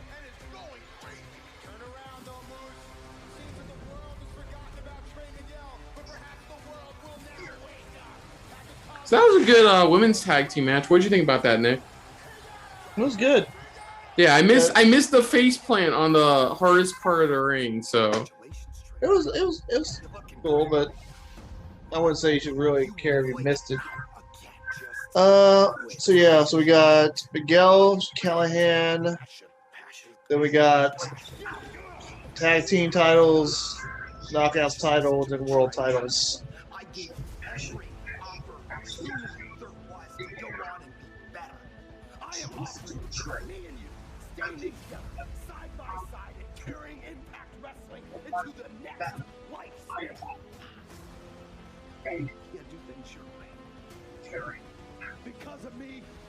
Yeah, so Sammy's like, I want to be your friend and help you move up, but Trey's like, no, I don't like your way. This is your final offer.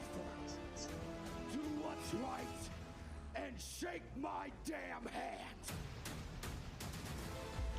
Ooh, he said a swear. Shake my damn hand. Eh.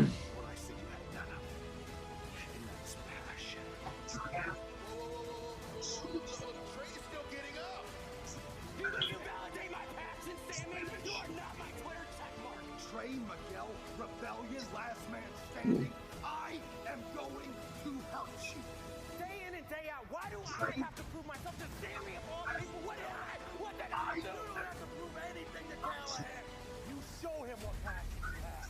You show him why you're Trey Miguel. Cool. All right, ladies and gentlemen, you heard the word over and over again. Passion, passion, passion. So Oscar update. Best live action short film went to a film called Two Distant Strangers, which apparently got a lot of buzz because the film was focused on a cop and an African American. So it wasn't focused on passion? It was focused on passion, but that was the main premise of the film from when I originally read about it. I'd rather it focus more on the passion. Yeah. Well, anyways, I'm still a point short. I love that Sammy's entrance is a reference to his hacker gimmick from NXT. Except done well. Yeah, done well. Yeah.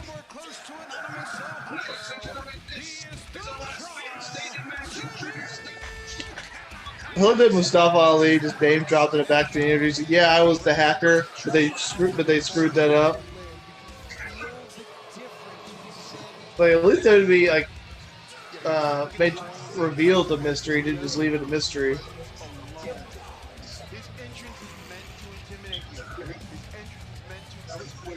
You know what he gives your cooking, Nick? Thumbs. Sami Callahan is a great talent. One of the best Impact's got. And I'm surprised their company hasn't tried to steal him. Well, you can see why his nickname is The Draw. Chris Jericho even said that before he got offers from both Impact and AEW, but AEW just offered him more money. But he originally was planning to go to Impact because he wanted to fight Sami Callahan. Right now, it's anger fueled by anger and hatred of Sami Callahan. Sami has trying to pull the passion out of Trey. He's been trying to get Trey to go to a different level. I'm sorry, this is going to backfire because Trey is already at a level, and now he's going to try to unleash it on Sami Callahan. Or does it take Sami to backfire? Or is Trey already at a level? Now he's going to Sami realizes Sami Callahan is the top fighter here at Impact. He can't do it if Trey Miguel is active. Maybe another way of looking at it is Sami Callahan trying to jump on the tail of the comet. Yeah, after this, we have 2 more matches left. 3. 3? Knockouts, Tag Team, World. Well, no, we did the Knockouts tag team match. No, tag, no. Oh, the regular tag team. You said Knockouts tag team, that's why. I said, no, Knockouts, Tag Team, World. This is a grudge match. This is about beating your opponent down so much that he cannot get up to his feet by the count of 10. This is a brutal match. This is a match not meant to just beat you. It's meant to hurt you. Oh no! Oh no! Ooh. Ooh. Last man It's meant to standing hurt match. you. Oh no! Oh no! Oh no. Oh no. Hey, Nick. He's fine. He's fine. He's fine. He's fine. You see right there, Sami Callihan's coming to the floor. Damn, Sami Callihan ain't wasting no time. He's coming out here. Trey hasn't stayed down since he learned to walk. I like that line. I like that line from Stryker. And right here, look, we got a replay. What is it, Justin Arnold? We apologize if this is Damn, just chucked him out of I there. know I mentioned this last week. Sami Callihan's got that tattoo of the monster dog from Ghostbusters. Really? But yeah, didn't you remember mention that last time on his right shoulder? Let's you see on the other side. Oh, there it is. There it is. You see it? Was he crazy like a fox is what you're saying? Yeah, he's got like a dinosaur skull on one side. He's got a demon dog on the other.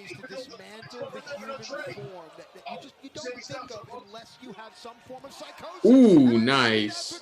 So Sami Callihan. There was Sami Callihan, Kevin Owens, and Vince McMahon have in common. They all like T-Rex skulls. Vince McMahon's the only one with enough money to actually buy a T-Rex skull. Look at Trey Miguel willing himself to his feet. You want to question this young athlete's passion? No, this is any question is passion. That's a you problem. This kid has got more passion in just one little finger than most wrestlers have in their entire body. That's a you problem. Whoop. Ooh. That was Ooh. nice roundabout reverse. That was like, woo. Ooh. Whoa. If you see, Sami Callihan rolled right into the ground. That's intentional. That wasn't accidental. The barricades that are here now more to protect the high-priced technology we have on the other side. Oh. They do nothing to protect the flesh and bone of the athletes.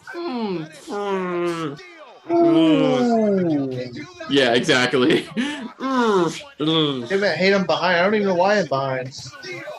There was nothing there. He just went full force into that freaking.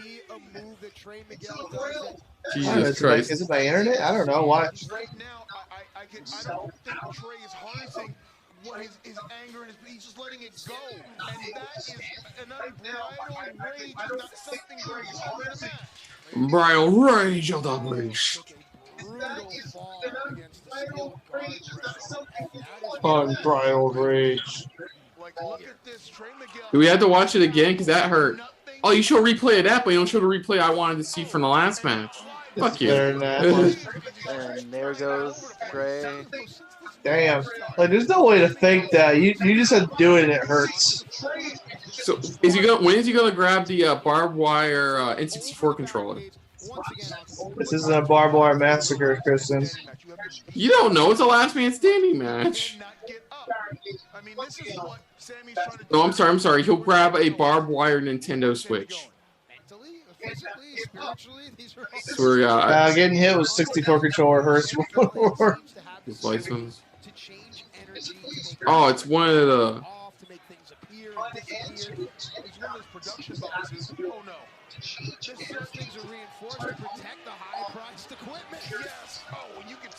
God damn, that was a close one. See, oh no. Oh no. Oh, missed. Oh. He caught his finger in it. Okay, Oscars update. Best animated short film went to If Anything Happens, I Love You. I am looking at him. I'm also looking at who won the for best animated short film, but still 1 point behind my brother. One of those, like, this is probably one of the only times I've seen a production box. Oh, Trey's being used as, like, it makes it seem deadly, because my only memories are from the video games, and I was always frustrated trying to use the production boxes to hit my hit my opponent, because it's just like Tank. Trey Miguel. Oh, it's a wrench. Trey Miguel's got a tattoo of Michael Myers on his leg. Threw a wrench away. My favorite weapon to use, my creative character for SmackDown Here Comes the Pain, was doing Van Daminator. And that was the steel chair, because I love doing the Van Daminator. Oh, yeah. Well, there's the Van Daminator and the Van Terminator. Van Daminator, it's one where he tosses it into their hands and he does like like a giant double swing kick into their face. There's that wrench there. Oh, oh. You know, Jeff Hardy's looking at this going, oh, no, no, no. Oh. Jeff Hardy's looking at this going, I've had worse.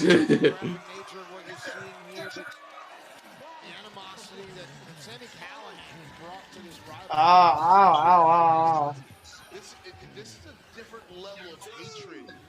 I'm not trying to hurt you. I'm trying to. Sami Callihan's like, time to learn another lesson. Yeah. I'm not trying to hurt you. I'm trying to get here. I'm trying to throwing chairs in the ring, and this can only be bad. This can only end badly. Chair, hornswoggle, chair. just pick up Swoggle and throw him in there. Swoggle. Oh, fuck. chair, hornswoggle, chair. El Torito. El Torito. Hey, look. Because El Torito's actually is a well-known little person luchador in Mexico. Yeah, he tosses him at Trey Miguel, and Torito does Hurricanrana on him. Trey Miguel. That WLC match is still the best example of a match. I was like, I went. This was very low expectations. It is was the most great. underrated match, one of the most underrated matches I've ever seen in the history of pro wrestling. When the founders created wrestling, when it first came out, I don't think they ever envisioned this kind of violence and carnage. Like a chair, a table. It's like they stole this from a picnic they were gonna have. Wrestling is inherently violent. It was meant to be a violent combat sport, but not at this level. It's also inherently a pure physical competition, and the lines are blurred now here. It's the emotion, the animosity of the athletes of today. They realize there's so much more. Part of me forgot this was the last man standing match until the ref started counting. I was like, it's a good match. Oh, it's the last man standing match. Fuck, I forgot. Because I guess I'm just by this point, like I understand the kind of match I'll get with Sami Callihan. Yeah. Well, like I said, if I can do like a past versus present match, I would want to pick with Sami Callihan versus Raven.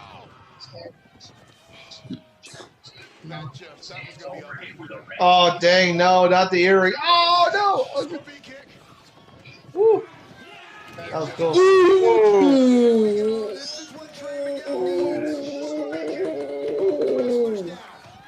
I don't know what did the chest bumping thing.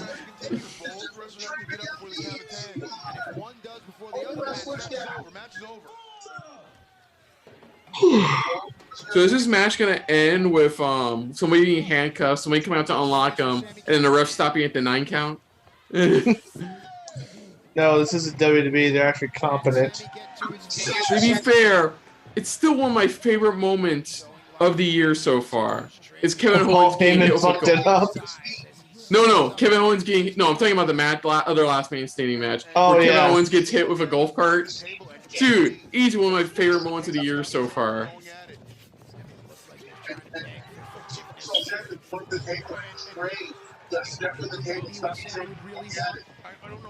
Sami Callihan was like, wait. Parlay? I'm not in position. Oh, switch. No, I'm not in position. Switch. No, I'm not in position. Switch. Oh, it's gonna hurt. Oh, this is definitely gonna hurt. Ooh. So he's dead, right? That's a clever spot. I'll give him that. That made my back hurt. Jesus Christ, man. Upside down. That's the table. I never thought to do that. Just use the metal of the table stand. Usually the tables aren't sturdy enough to do that. Yeah. I guess that table is just sturdy enough.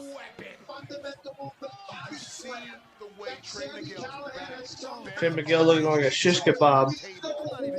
Dude, I just realized his wrist I know they're supposed to be like M for Miguel, but upside down they look like the vintage WWE logo, the WF logo. I think that's like intentional. Look at Trey. Mm. He's up. Trey's up. Now, here we go. Here it is.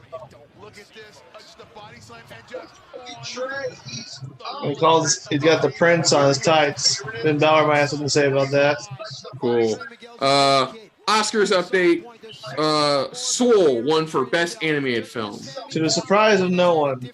Exactly, and I'm still 1 point behind. Soul didn't have much competition. Yeah, that's what I said about this year's Oscars. Very predictable winners, except for like a couple. Honestly, not many films came out in 2020. A lot did, but the problem was with the lack of film festivals, not a lot of people really noticed there was a whole bunch of films that came out last year. Like apparently, I didn't know about this. Shang-Chi's like one of the films that had to film during the pandemic. They had no choice. Like a month into production, they had to stop, and then they had to continue. But luckily, they were filming in Australia and New Zealand, where the cases at the time were very, very low.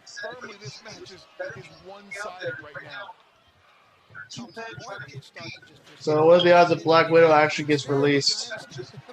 The what? And the what? What are the odds that Black Widow actually comes out? It's already like there's already a date. Yeah, July. Yeah, it's had a date twice. And they moved it back. The table dented. Oh, Nick, get ready to say the iconic botch line. Say it, Nick. Say it, Nick. Wardlow.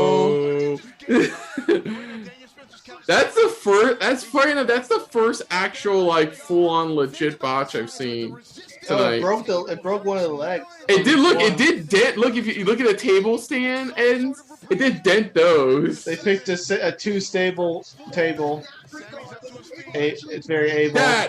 Hey, guess like what? Chad That Gable. is the table. Very stable table. It's very able like Chad Gable.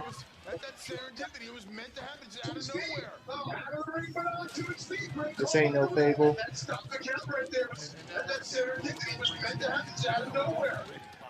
I'll stop now. What does he have to do? This is like a car wreck. You're not supposed to look at it. You can't take your eyes off. It's like don't look at the That's the best way of putting it. It's like watching a car wreck. You don't want to look away, but you can't stop looking. Ooh. It's like, hey, like, don't look at the sun. Do you look at the sun? Like, don't look at the sun. Ah! You look at the sun again. Ah! Why did I do that?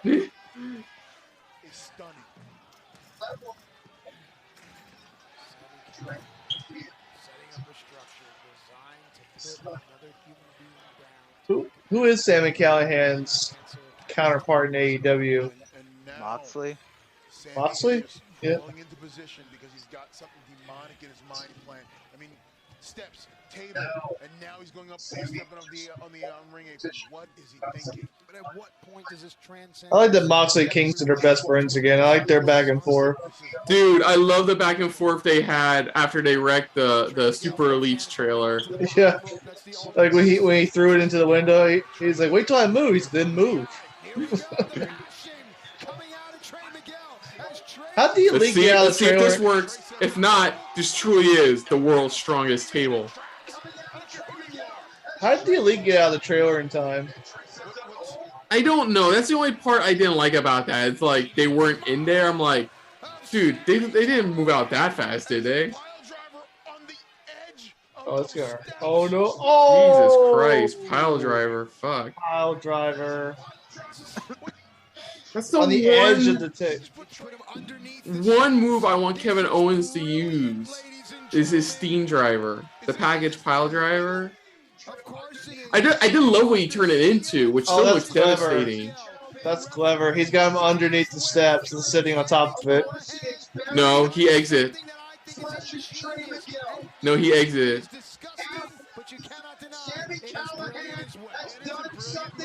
Yeah, see? Told ya. Yeah, he was on.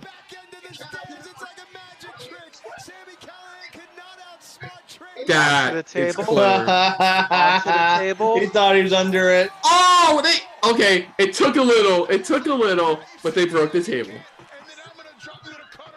Oh, that was nice. I know that was clever because you're like, oh, he's trapped under there, but it's like, nah. He's under the ring. This has been a great match. There hasn't been a bad match on this show. It's been a pretty good show. I gotta admit, I have not been disappointed by any of the matches so far.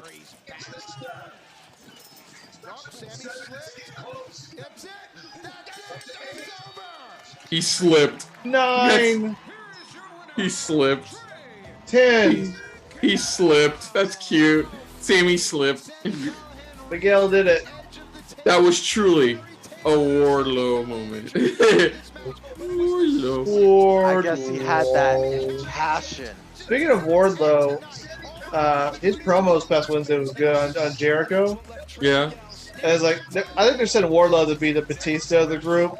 That he's smart and people give him credit for. Ooh, I can't wait till they recreate the moment where he does the thumbs down thing.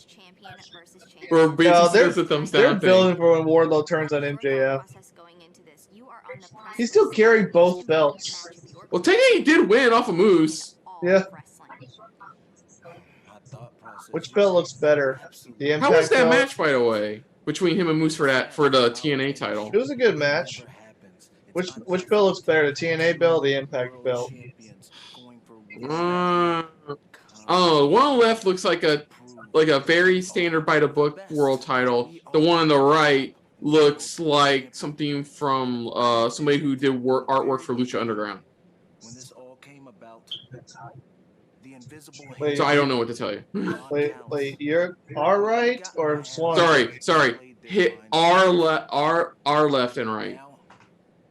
As the time it is dawning, it's upon us. There's not one mind game that's gonna stop me from my. I remember first time seeing Rich Swann was at that FIP event in Ybor City, and he came out to All Night. Was it All Night Long? Yeah, it's All Night Long. Yeah. It's like part of that match had to go outside, and we were in the back. It's like. Why did it have to go outside? Well, you didn't, but we. Oh, you didn't. We didn't either. So what? I don't know what I'm saying. I asked why did it have to go outside? But the thing that makes this so different from winning. Oh, I remember that line that one guy gave to the kid in front of us, going, "See, this is why parents have abortions or something." No. Oh yeah, that was damn it, I know his name. Hold on a second. I know his name. It's been a while. Maxwell Chicago. Yeah. Yeah. Maxwell Chicago was really entertaining. He retired though and had vacated the belt. But yeah, because the kid and the mom were just being jerks for no reason.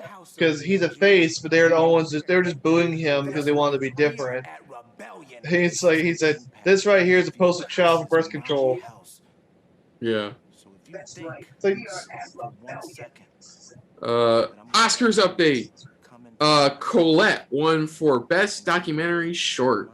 I'm still a point behind. well, how many more are there where you differed? Apparently only like 2, 3. Like I lost for adapted screenplay. We differed on Best Actress. I believe there was at least 1 or 2 more we differed on, but he never told me which ones. Tonight, I am going to rebel against the invisible hand. I am going to rebel. They should have had Swan appear at least once on Dynamite to promote this. Yeah. Well, it would be night one thing. Long. Oh, he said it, Nick. He said the line. It'd be something if, for All Out, it was Impact versus AEW. 2020 was the best year the Good Brothers ever had, and maybe, just maybe, we got a little bit too. All right, World Tag Team Titles. Is this the second line? Oh yeah, we have 2 more matches after this. Yeah, Naga's title and the World Titles.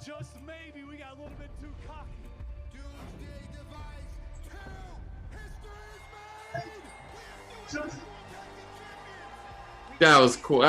What do you think, Nick? Was that a cool moment? When Finn Juice won? Yeah. Oh, yeah. The mistake that you two boys. Hey, look, Naito.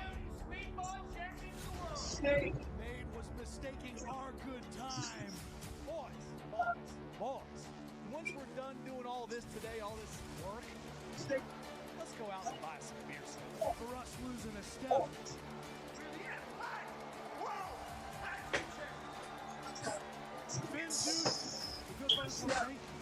We thank you for waking up the big. This should be a really good It's awesome they wore the Impact titles on a New Japan broadcast. Dude, man, those connections, man. Yeah, a lot of Forbidden Doors been open this year.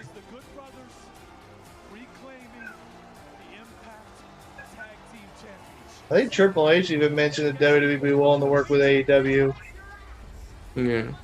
Yeah, because people like we say, "Oh, I'm surprised Jericho's appearing on Austin's podcast." Like, honestly, I'm not, because I think when AEW first started, Vince was kind of scared, but I don't think Vince is worried about it anymore. If he That's one of the wasn't main reasons worried, that he wouldn't have the 90-day clause. You left the scores. The scores.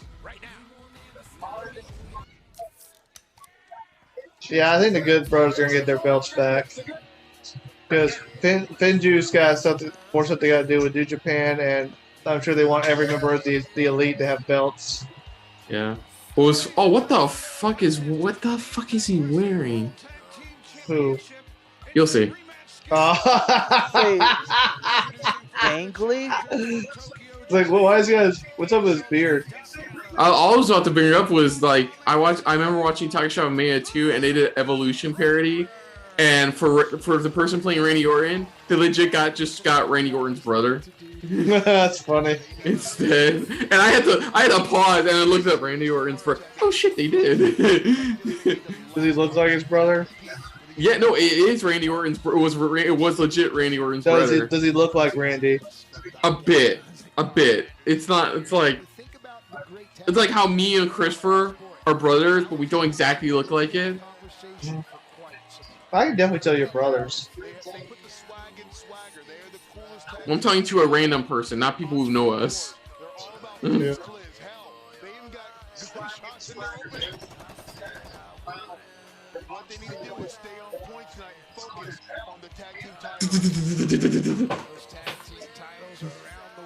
Oh, like this, they had like the machine gun sound effects. Oh, okay. So on the newest update, neither me or my brother got that one. So we're still down by one over.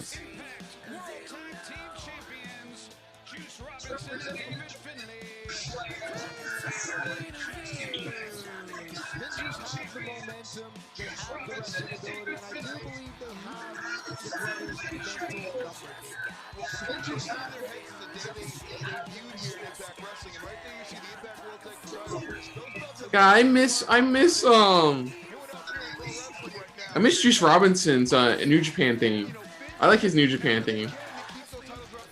One of my favorite live wrestling moments was when we were at it. We went to NXT house show after the Renaissance Fair here in Tampa. Yeah. And so we were still wearing our top hats from the Ren Fair, and we were just ragging on Juice Robinson, who at the time was what was his name back then? Yeah. Well, I can't remember what it was. But, so, he's basically just being a hippie, and so we kept making hippie jokes, like, take a bath, like, wash your hair. he fucking acknowledged the crowd. He's like, you shut your mouth, top hats! It's like, I'll get you later. I was like, I died. Oh, man, I miss house shows. House shows are fun. Because the wrestlers JR apparently said they're going to try to go on tour again for AEW in, like, August. July or August. They did their first house shows recently. Like, non-televised shows. The House Always Wins ones.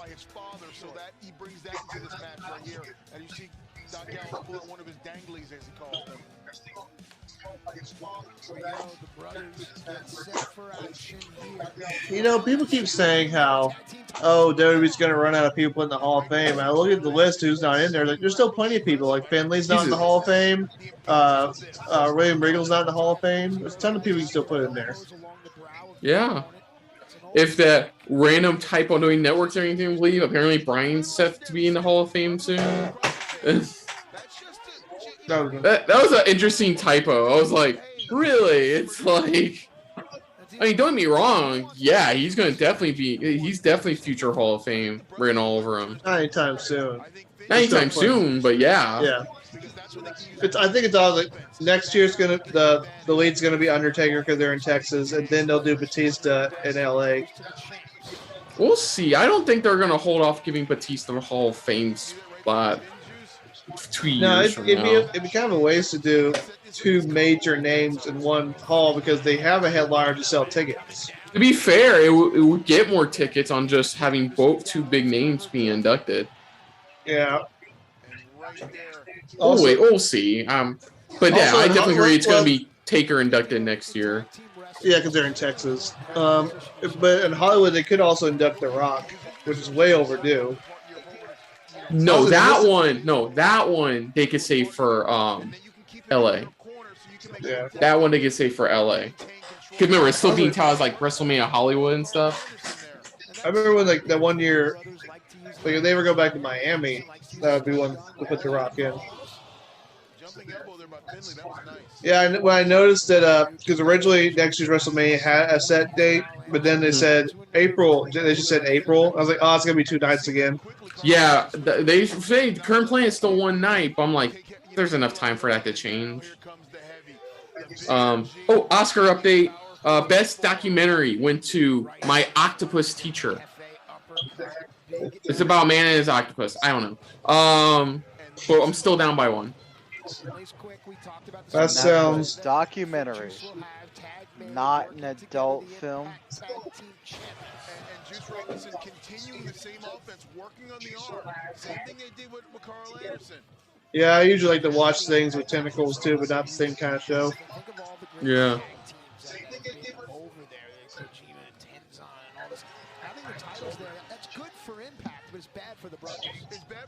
Get it? Nice. Talk about hentai. I'm joking. Yeah, I know. As soon as I say My Octopus Teacher, I'm like, either Mo or Nick's gonna say the like giggity line. Giggity. Yeah, like Mo's like whatever. Because I don't want our titles to go anywhere. Your titles here, and let's root for our guys. Let me ask you this though. Rich Swann wins tonight in the main event. I see Rich Swann as a fighting champion. I see him. Yeah, one of my favorite celebrity anime related things when they asked Samuel Jackson what his favorite anime was. He's like, is it Afro Samurai? He's like, and hentai too. I know, he's like, I like all anime and hentai too. Still one of my favorite things. Do you see they're doing a sequel to Hitman's Bodyguard? That one he was in with Ryan Reynolds. Oh yeah, I did hear about that. It looks so fucking ridiculous. Now Ryan's got to protect his wife. Bro, is it Ryan Reynolds? Oh, is it Samuel Jackson's wife, who's Selma Hayek? And then the villain is Antonio Banderas. I'm like, yeah. Honestly, one of the more surprising celebrity anime things when I found out Jamie Lee Curtis loves One Piece. Really? Well, I'm not surprised. Remember, I've heard her son's a big nerd and stuff. She's shown up. She's taken him to Evo. They've cosplayed together. She showed up during the Gerard the Completionist Indieland charity stream a couple years ago. Yeah.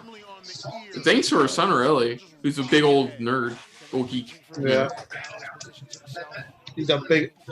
He's as Doc Allen would say it, nerd. Yeah, I remember that. I put on the Square Circle subreddit. Oh, is it Luke Gallows? Luke Gallows gimmick in a nutshell? And it's the part in The Simpsons where they drive up and Homer just looks at dude, comes out, gets out of the car and goes, yeah. I thought that was a really funny part of his character in WWE. I was like, you should keep doing that. The T-shirt didn't help. T-shirt was really bad. It needed more work. Well, in WWE canon, Undertaker killed them.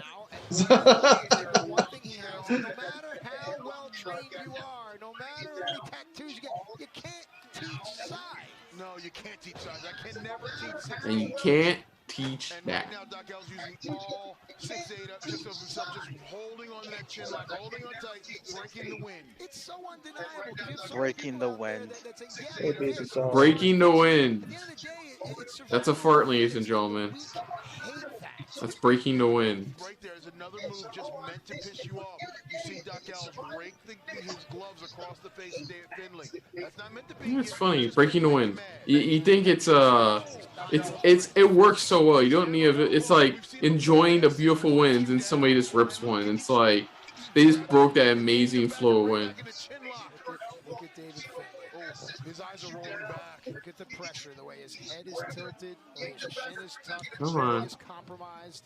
Yeah, and the more David Finlay's head is tilted forward, the harder it is to breathe. I think the most out of nowhere tattoo I've seen, because I'm looking at these tattoos, really nice. Most out of box tattoo I've seen was just like, what is it, like Jack Gallagher coming back? Not only the haircut, just has a giant fuck off tattoo of a ship on his chest now. It's like, okay, it's like somebody got their first tattoo. Yeah. That was another guy who got fired based on allegations, but I don't know what the result of that investigation was. Well, considering we haven't heard about Jack Gallagher in a while, I'm thinking it's not good. Ugh. A lot of people got fired based on allegations. You gotta wait and see what the investigations are, because it could go either way. Yeah. Ooh, here comes Finn Juice.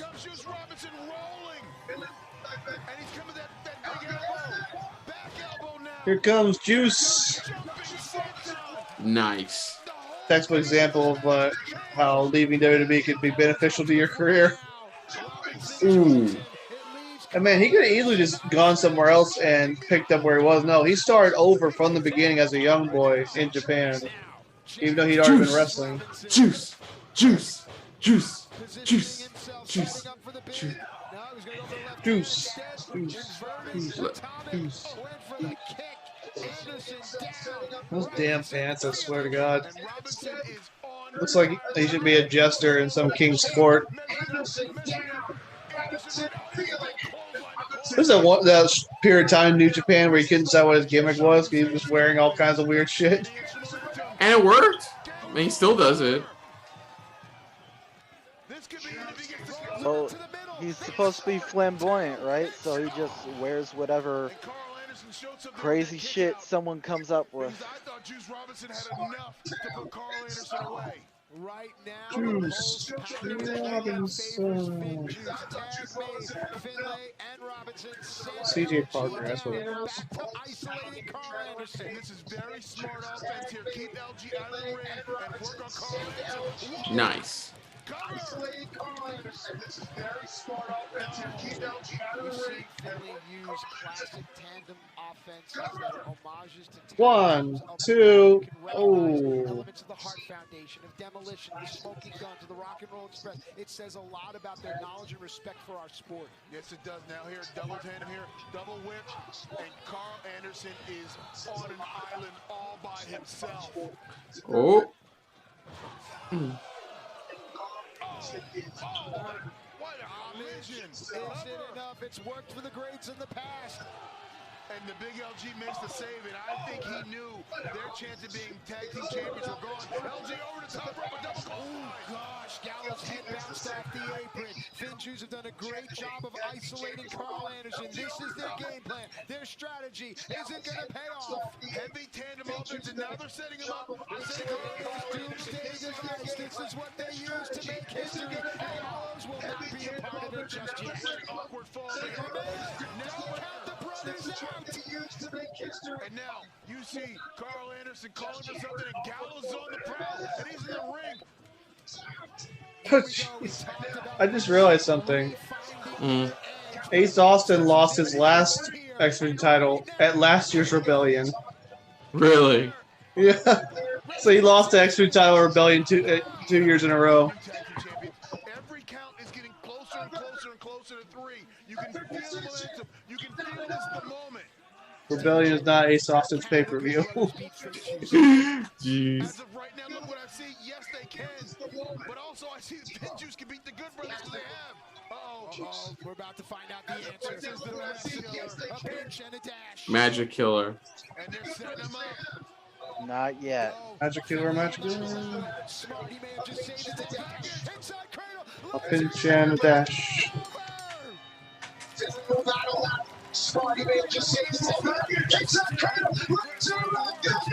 Oh, wow. Benji's Wow, retained. they retained. Okay, never mind. I got nothing. Nick?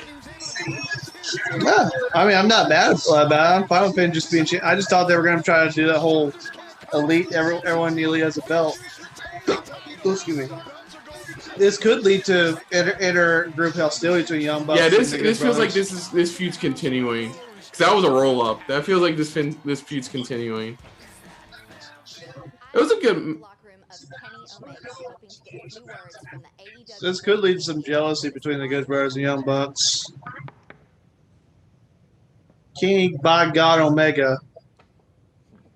Of course. Hi, Don. Hi, Gia. I was hoping to get a few words from Kenny before this match. Oh, that's too bad. He's not available. He's getting ready for something you might have heard about. There's a big world title versus world title match tonight. A little busy, but I'm happy to wax poetic for all the fans out here. You see, it's appropriate you would talk to me because I'm the one who put all this together. I'm the man who changes the course of history. I did it at the Tokyo Dome. I did it on December 2nd at Winter is Coming for AEW, and now we've done. I heard his interview with the Good Brothers on their Talking Shop podcast. Man's gone through a lot in his career. With Don Callis? Yeah. Oh, yeah. In this industry, it doesn't happen. I've been following Don Callis for a long time. Back to his days as the Jackal in WWF and the network representative in ECW. Cyrus the Virus. Cyrus the Virus, yeah. Apparently, rumor has it he was supposed to be the higher power for the Ministry of Darkness, Mm-hmm. but they went with Vince McMahon instead. Because that made more sense. No, it didn't. It still had one of the greatest quotes of all time. It was me, Austin. It was me all along. Oh, no, JR's lying. Oh, son of a bitch. Oh, son of a bitch. That's a best way to describe that. Oh, son of a bitch. Oscars update. Tenet won for best visuals. I can see that. Yeah, I can see that too. And we're still tied. We're not tied. I'm still down by one. You know what Rich Swann said his family was tonight? Wrestlers in the. I raised Kenny Omega. I breastfed Kenny Omega. I carried him in my body for 8 months. Wait, what'd you say, Don? Nothing. If you're waiting for them to come to the rescue, Rich, you truly are an orphan tonight in this match. Ooh. That's going to go home without his toy. You're going to go home without the Impact World title, you see, because I had a vision of this day. Could you imagine, like, say when possibly Rich loses tonight his title? Could you imagine somebody on AEW winning it? That'd be hilarious. But tonight, I'll be back. We'll execute. We will leave with both world titles. I think somebody's gonna help him winning the title. It's plain and simple. Where it's the Young Bucks, like I said, the Good Brothers, somebody else. He's gonna have somebody help him win the world title. They gotta help. Like Swan can't look completely defeated in this. Well, Swan's been a good champion. Yes, he has. And Swan was another guy who got fired based on that allegations, and then later on said he didn't do anything. Dang, Swan's been champion for 182 days. That's the longest reign since Johnny Impact's reign from 2018, 2019.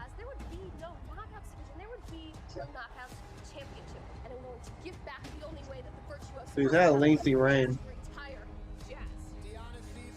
Kenny, by God, Omega. How long is it compared to the rest? Yeah, let's see.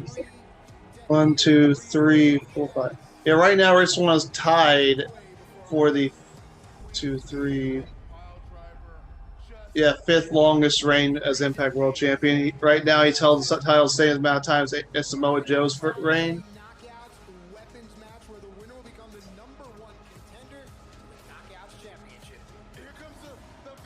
Man, I wonder if anyone's ever gonna break Bobby Roode's record. His reign as TNA World Champion was 256 days. Mm-hmm.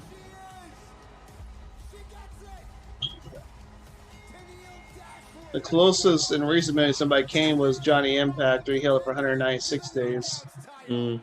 How am I so sure that I'm going to win the Knockouts Championship? Look at me. I'm good at everything. How could I not win? Oh yeah, they're showing how Tanel got it. Diana and I have actually faced each other outside of Impact, but she's never beaten me.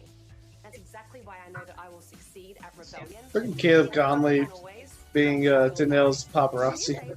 Yeah.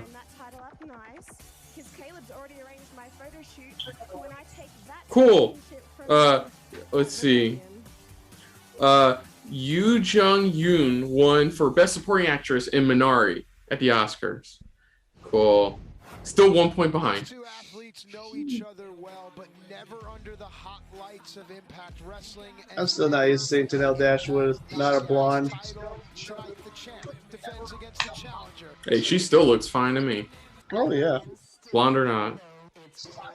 Oh, no. So wait, so who's the face in this technically? Neither. Is it Tenille or is it Perazo? They're both heels. It's a heel versus heel title match? Hmm.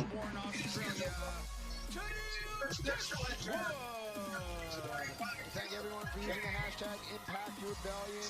Great conversation going on right now. D'Lo Brown, what are your thoughts on Tenille's odds here tonight?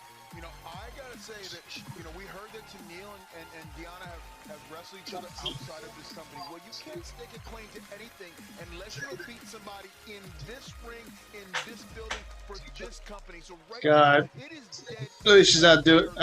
I'm really glad she never has to do that stupid dance ever. I don't even know what that was. I think creates some funny memes after she got accused of shoplifting, and people just had her like doing this in the shopping center, like grabbing stuff. I think she said that it was a mistake that she just forgot to put something on the counter. And her opponent, accompanied to the ring by Kimberly and Susan from Hackettstown, New Jersey. Forgot she had lackeys. Yes, Susan. Sue Young's other persona. Yeah, the Karen of the group. The Karen.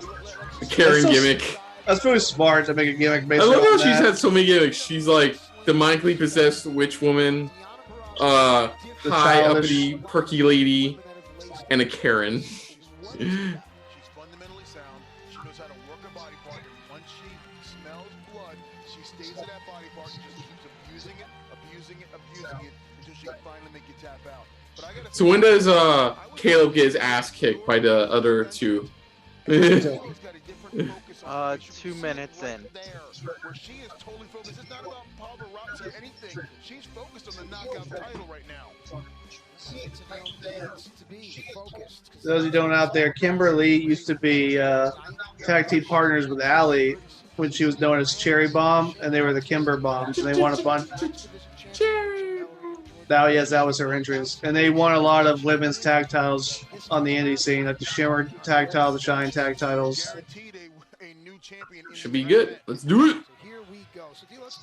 Here we go. Get to now finally win a title.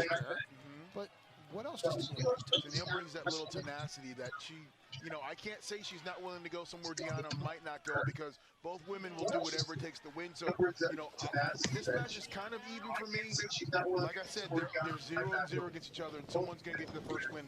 Leg sweep there. It's the first cover of the match. Tenille jumped up. Diana stays composed there. Crucifix. Shoulders are down. Look at that wrist control. And see, right at the arm, just like I said, and Tenille scurries to the rope. She knew. She knows. Let's get into this. Honestly, looking back, I should have known Finn Juice was going to retain, because every other belt's changed hands so far, and the world title's going to. I already predicted the world title's going to change hands. It's not often you get a show where all the belts change hands.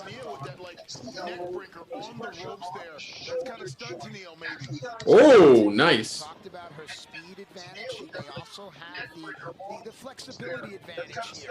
Both of his shoulders are down, kick out, but able to trap the ankle. Again, stack to Neil Dashwood.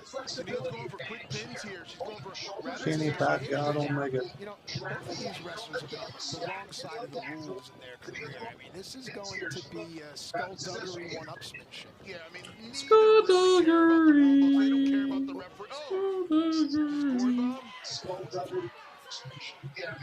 Strength of Deanna. Look at the way she's holding those arms back. That is a version of the Venus de Milo. She is trying to put pressure on those shoulder points right now. Oh. And I think Neil's got a break there because that was meant to slingshot her into the turnbuckle, and I don't think Deanna's got the right snap on it. Deanna now moving at the champion's pace. Ooh. Love that term, champion's pace. Champion just banging it down, getting in a rhythm, getting that momentum, feeling the Done so far. she likes it, and just setting everything up. Yeah, actually not doing good tonight in terms of predictions. Me either. I forgot what happens when people debut. And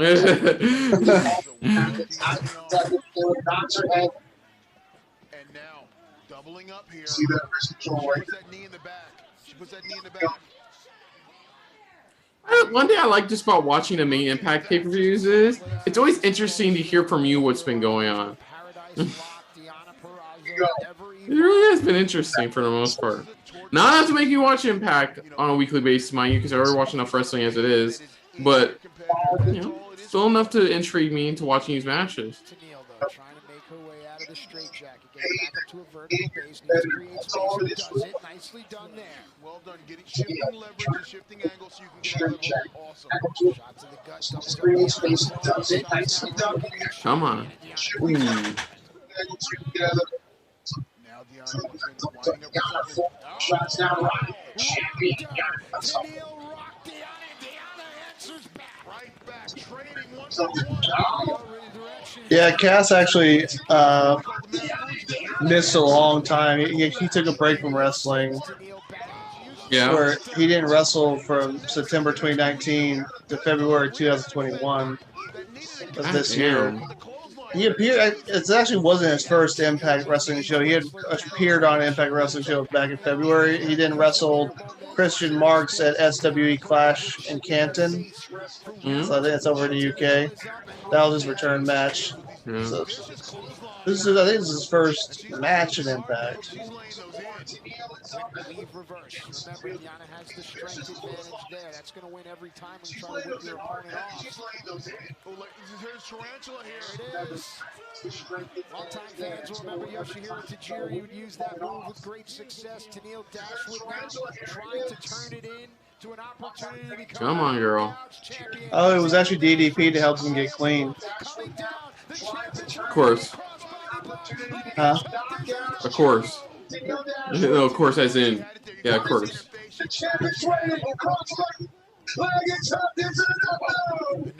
Okay, Oscar update.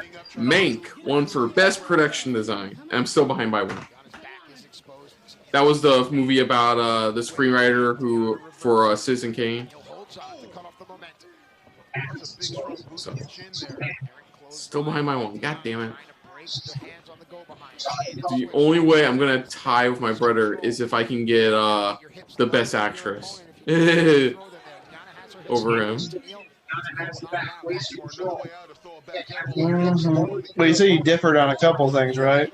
Yeah, I don't know how many though. I know two. Definitely, I know we've differed on two, but I don't know if there was any more. So you said there was one that you both got wrong. Yeah, we both got Best Documentary Short wrong. Ooh.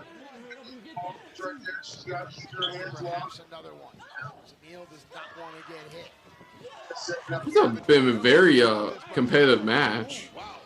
I guess if you can hit me in the back of the head, I'll hit you right in the back of the head too. Tennille is doing here, double underhook butterfly. Ooh! And, Damn. Deanna landed really far out, and it was just God, that crossbody in the corner. Tennille setting up for another one. Tennille knows she needs to bring it here to capture the Knockouts title on a night the entire wrestling world is talking. Everyone is watching. You know, I'll tell you what, those crossbody are so effective because there's no place where you can close. Those turbos stop you dead still, and you're taking all that weight on your upper body and chest. It just knocks the wind right out of you. Peraza and Tennille Dashwood laying north south. Tennille Dashwood getting her shoulders off the mat now. Deanna starts to stir. Kimber and Susan. Damn. Naira's got another point. Mank also won for best cinematography. Cool. Cool. That was a vicious curb stomp there. You see Deanna's head just bounced off the canvas. It did. What else I saw was Tennille posted a picture to social media earlier in the week of her holding Deanna in this move right here. The Moodalock. Can Tennille garner the submission here? The Moodalock. God damn, I haven't heard that name since I got you that t-shirt, Nick. Yeah.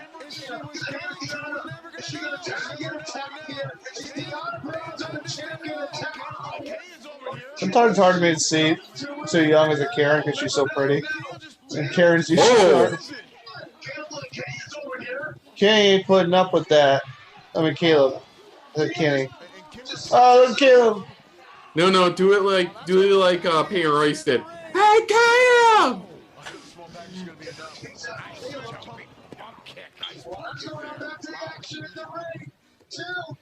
Yeah, both the Icons being released was kind of a surprise. Can't wait to see them on a show together. Because they are definitely a package deal.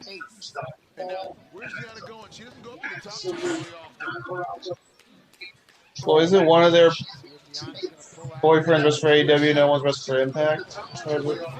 I know. Well, her name's now not Peyton's Cassie now. Her Cassie's Sean Spears, and they're married. In AEW, yeah. Is this it? Is this it? Oh.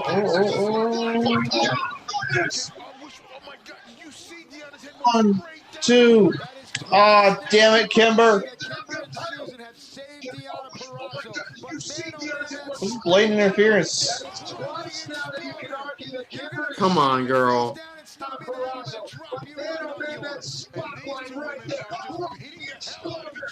They're gonna push my face down and stop me. They're gonna drop me. Tennille does not want to find out. Butterfly double underhook. Deanna drops her center of gravity. Able to Come on, girl. No, don't get out, girl, no! Oh! Come on, girl. Come on.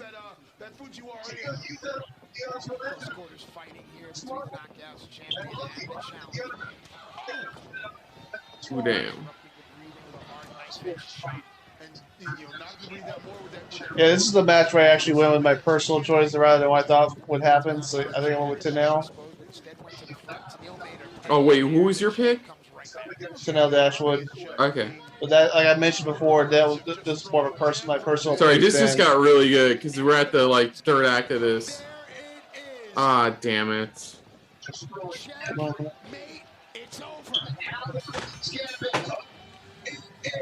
The Queen's Gambit. 1, 2. Ah, damn it. I'm not doing well. That one was. I actually thought that Deanna was gonna win, but yeah. Yeah, thanks to her. The match I didn't go with my personal choice. 2 Hosa managers. Yeah. So the match that I didn't go with my personal choice, my personal choice won, and the one that I did go with my personal choice, who didn't win. The face turn. Yes. Wow. What's gonna happen? Taylor Wilde! Taylor Wilde! Cool! Former Knockouts champion. Sorry, dude, it's not you. It's just like, cool. The TNA original.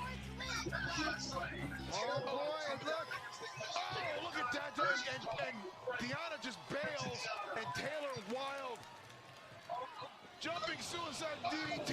Taylor Wilde is showing that she can neutralize Susan. Yeah, we'll talk about her after this whole thing ends. She wrestled in TNA from 2008 to 2010.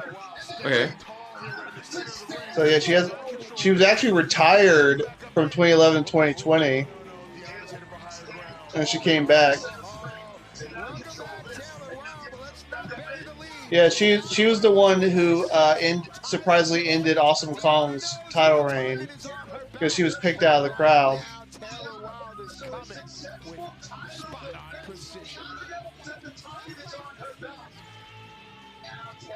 Oh man, D'Lo Brown, you know, one thing I love about being here. So yeah, it's been a pretty good night. Committed to giving consistent quality wrestling night in and night out, week in, week out, month. Yeah, that's what Awesome Kong was her first reign, and they pulled a plant out of the audience to challenge. They take the $25,000 challenge from her for the title, and she won the match in surprise win. And she so held Steven it for a Seagal gonna be while. part of this? It's their next special pay-per-view. Yeah, so is that the next big one, dude? That's the next. Oh, they're bringing back Against All Odds. Yeah, that's what I was asking. If we're doing Against All Odds. Oh, that Against All Odds doesn't have the plus on there, so is that an actual a pay-per-view? Probably research it and then we'll see what we can do. Yeah, because if Impact's gonna slowly start doing more and more pay-per-views. Oh, Slammiversary. God damn it! It made my heart skip a beat when they showed Joe for a split second. Wouldn't it be awesome if Samoa Joe came back at Slammiversary? Yeah, I would. But unfortunately, the 90 days. Wait for 3 huge months of Impact Wrestling action, another thing the world can wait no longer for. It's our main event. The main event we've all been waiting for. Mo, are you okay? It's finally here. Tell me you're ready. Oh boy, I'm ready. Are you? Let's see. I can't hear you, dude. Signed, sealed, and delivered. We got her done. Looks like the news can't wait any longer. Time to go let the world know now. Now it's done. Just like we planned. These stakes at sacrifice are huge because whichever one of Yeah, it said you muted to me. He's trying to work on his audio right now. and that unified Impact World Champion will step in the ring one-on-one live on pay-per-view with the AEW Let me see what it says. title versus Yeah, so Taylor Wilde is a old school TNA wrestler, so it's cool she's back. Okay.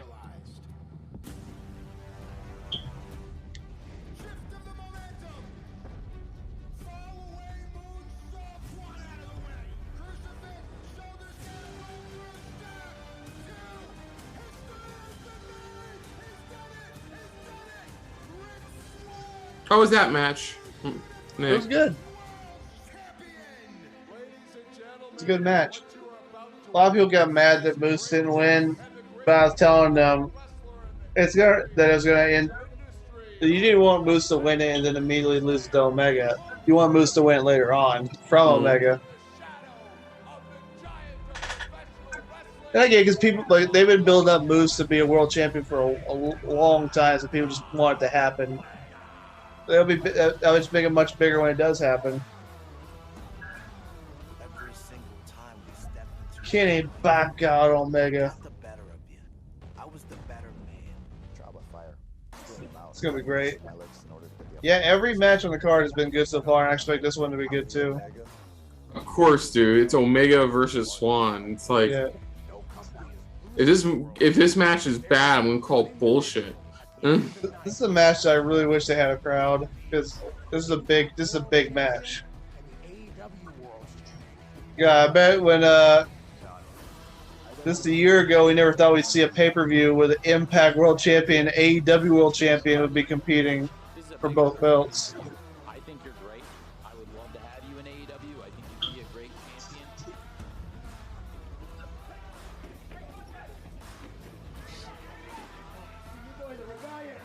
Kenny Omega, once again. Yeah, I think the Slammiversary thing was to kind of tease that they may have a crowd back for that. Hopefully. Call yourself a seven. I'm not sure what the, like I said, I don't know what the COVID situation is like in Tennessee right now.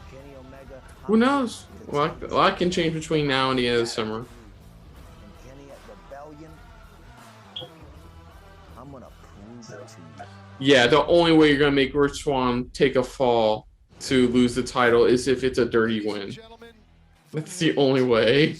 I like the fact that in this program, AEW are like the arrogant corporate. Like they even have Tony Khan being condescending. It's very where when ECW would invade WWE. Hold that thought. It's Mauro Ranallo. Yay! Mamma mia! Oh! Oh my God, it's Mauro Ranallo. He's doing good. He looks good. He looks good. He looks good.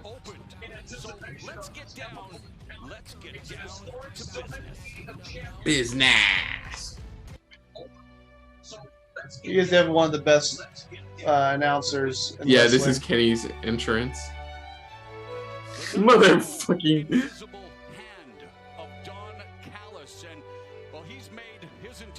Well, speaking of music, a movie Oscar update.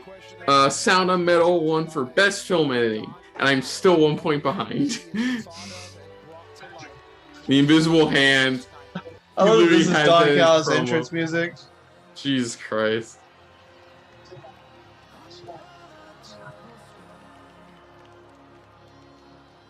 It's got a reference to him almost being the higher power.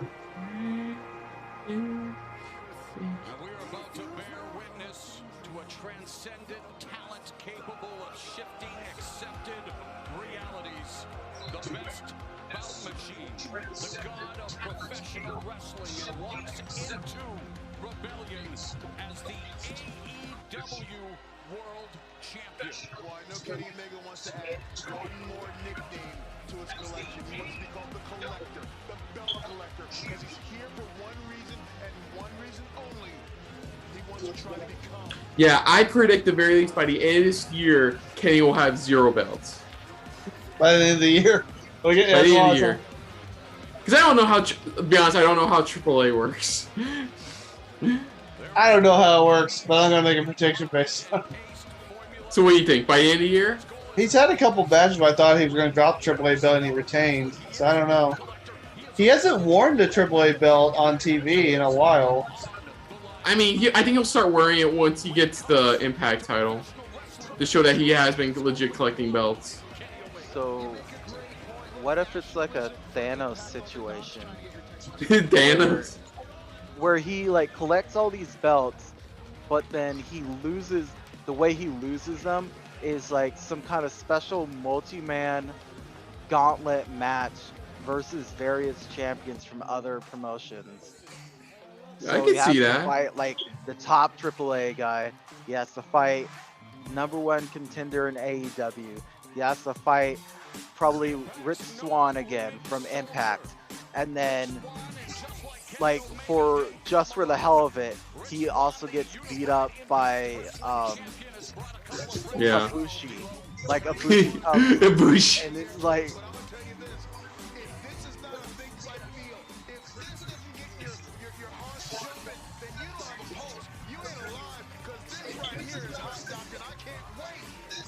oh, this is gonna be such a good match.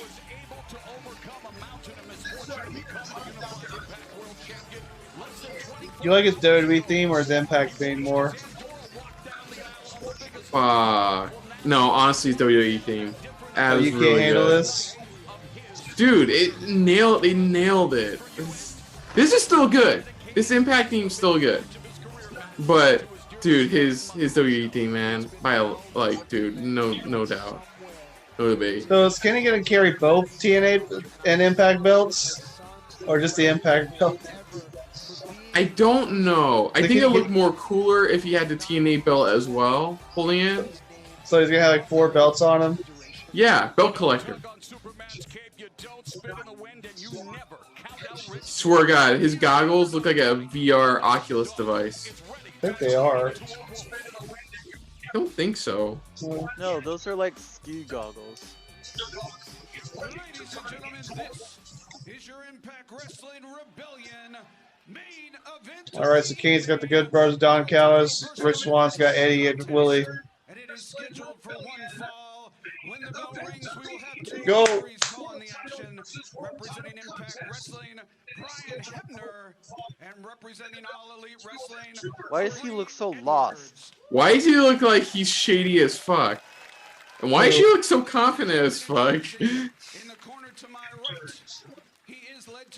Aubrey Edwards has the same look on her face 24/7. And that's Pathetic stooge. Let Daddy take care of business. Ladies and gentlemen, You jeez, way to talk to your ring announcer. the dream of a 10-year-old Kenny Omega. And Done by God, Callis. in this ring, title versus title, champion versus champion. You are here in the presence of greatness. Hackenschmidt, Gotch, Stecker, and Strangler Lewis. Luthez, Harley Race, Terry Funk, Dory Funk, Vern Gagne, Greg Gagne, and Bob Michael. Bruce Sammartino. Bruno Sammartino. Bruno Sammartino. The greatest wrestler of the last 10,000 years. Fuck you, Don. Fuck you, Don. 10,000 years. the wrestling capital of the world. Did produce both Chris Jericho and Kenny Omega. So I can see some marks going. That's not how you. That's not how you spell Chris Jericho. thank God. Dude, that was amazing. Don's great. He's just as good a promo guy as Paul Heyman. And of course he is, 'cause he learned from Paul Heyman. Ladies and gentlemen, he is the defending Impact World Champion,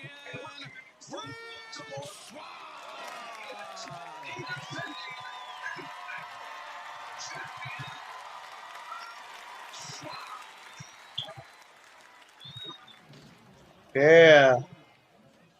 I wonder if Swan and Omega have wrestled each other before this. You mean not counting the match at Hard to Kill? Which one? There's the 6-man tag Hard to Kill. You mean like Not one-on-one? count, like one-on-one singles. I don't know, honestly. Maybe. This level of badassery is visible from space, my friends. Yeah, I love that line. I don't know, when those belts went up in the air, I got chills down my spine. Just to see that imagery was impressive.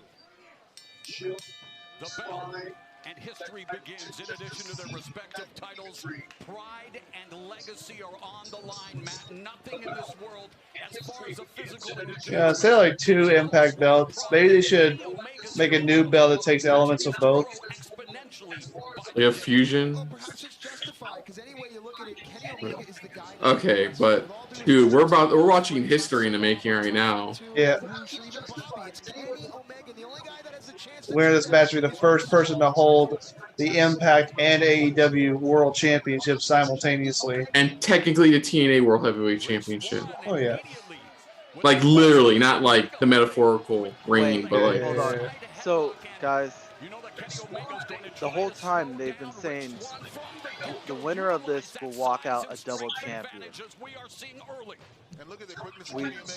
I feel like we've kind of glossed over the fact that there could be a way that Kenny comes out. If Kenny wins, he could come out as the TNA World Heavyweight Champion and the But not the Impact World Champion? But not the Impact World Champion. Yeah. Yeah, they held up all 3 belts, so.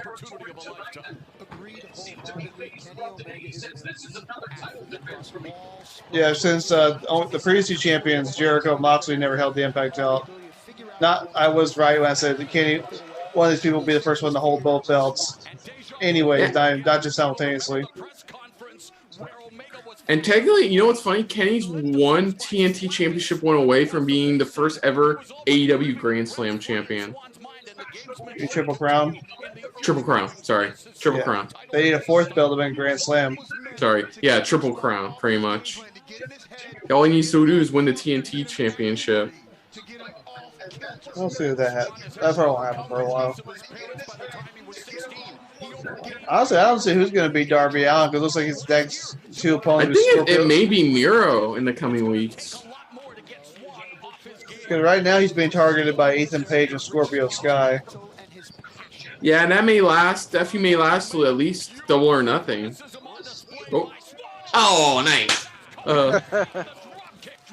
But Archer wants a title shot also. So. There's Tony. There's the Tonys out on the behind the Tonys. Yeah. The Tonys.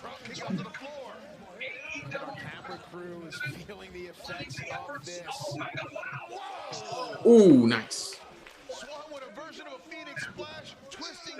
Yeah, Tony, we want you there. Not on commentary. Just want you there. They're sitting there. Woo! Jeez, if you had a three-man commentary, Tony Giovanni, Jim Ross, and Mauro now, it would be a lot of yelling. I mean, good yelling, but yelling. Everyone's just yelling their catchphrases all the time.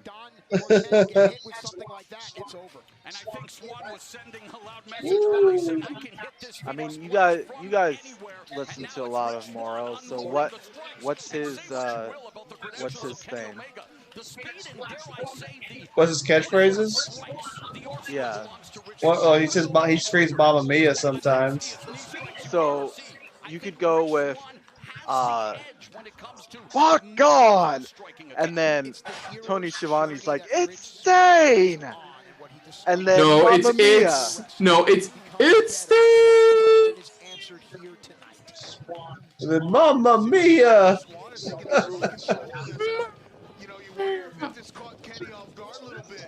Ooh. Gee, girls. You know, Morrow, I find it very interesting that we have our guests already here as well. We also have Scott DeBoer here. He is on site, watching. His investment is here as well. I saw Scott hanging around the back, the lights. What I'm liking about Tony for the most part is that he's just a business guy. He's just acting like himself. He's just a businessman. So like when he says he could see Rich Swann winning a world title in his company, I think he legit means that. Yeah. Because he's always talked of. They've asked him that too in interviews. Like he doesn't feel like being a Mr. McMahon type.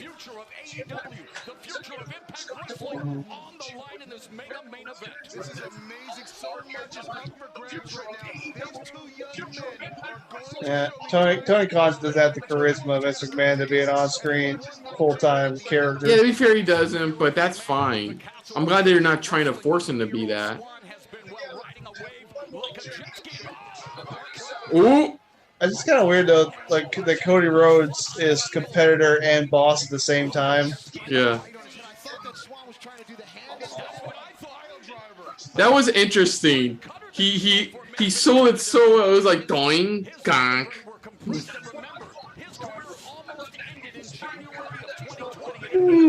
Come on. Okay.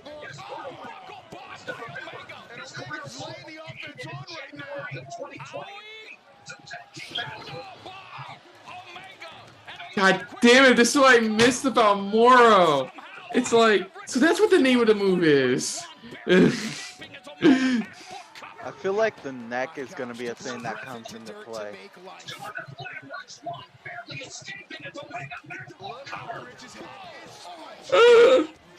That was clever.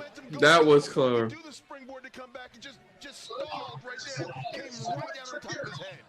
Kenny Omega, one of the most cerebral professional wrestlers on the planet. You know where he is focusing his attack now, Mack. Yeah, you can't deny The King's tights. Omega is a lot of things to a lot of people. For all the things we want to say about him negatively, about his attitude, he's inspired a generation. There are 9, 10, 11-year-old know kids out there that love him. I personally know Aaron Koch out in Maryland wants to be Kenny Omega. There are kids growing up that want to be this guy.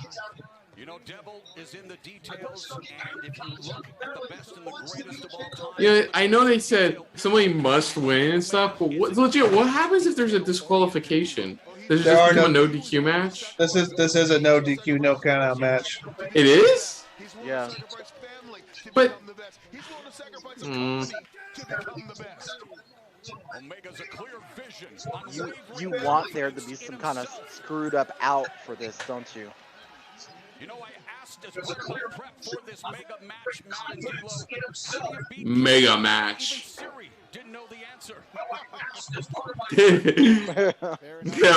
Okay. I mean, that was kind of funny. Is Rich Swann hallucinating? Can Rich Swann beat Kenny Omega tonight? Pendulum backbreaker, and just like the bow and arrow, now really working on the lower back, and you can see he is pinpointing his attack, attacking the neck, then the lower back. And Tony Khan, Jerry Lynn of AEW, they are loving what they're seeing right now. I never did hear Morrow say AEW. It's weird to see Jerry Lynn on the AEW side because he's a TNA original.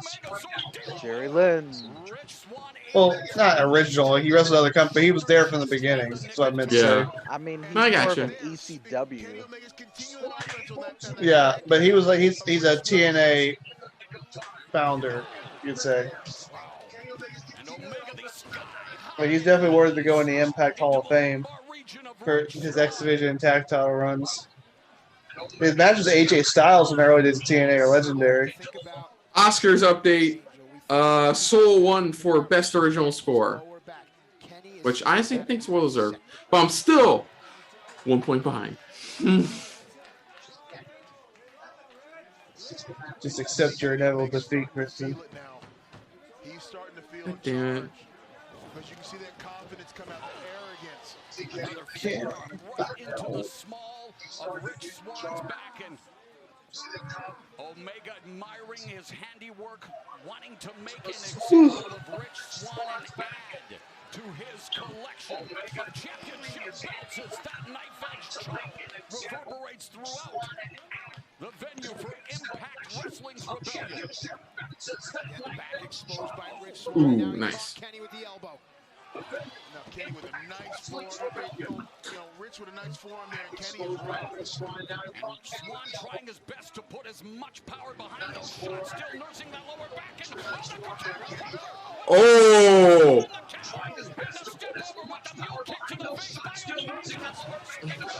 Ooh, wow. Oh, dang. That's a good counter to the V-trigger. Almost down for the 3 count. This match was almost over. See Tony Khan's money and his heart are conflicted. That would be crazy if Swan won. Yeah. Just show up on Dynamite. Only people who only watch Dynamite is like, what's going on? Rich, he's getting a burst of adrenaline. Whoa. Whoa. Woo! Woo! Yeah, so far at Impact and Dynamite, though, they've had wrestlers with the NWA, New Japan, and Impact.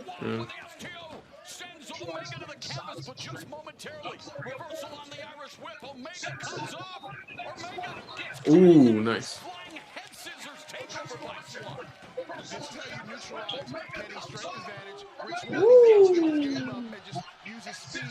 A tremendous start to this mega main event, and this step-up enziguri by Swann. Damn. Always nice to see.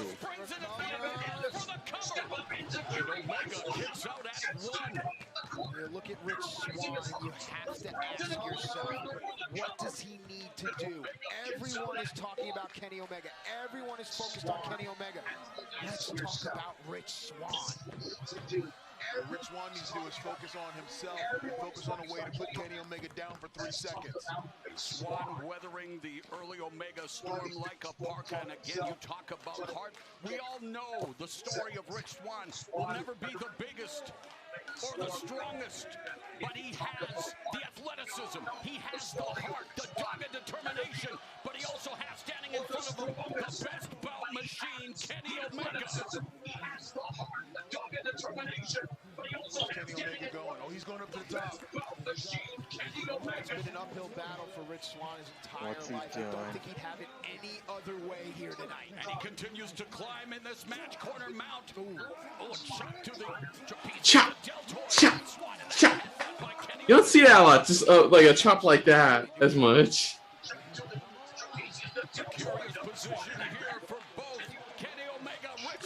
Oh fuck.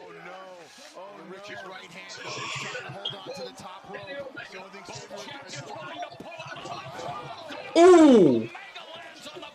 Oh no! Ooh, Oh no! Oh no! Was that a Wardlow moment? Just I dropped him. don't think so. That looked a bit rough. It looked a bit rough, but I think it was for the most part intentional.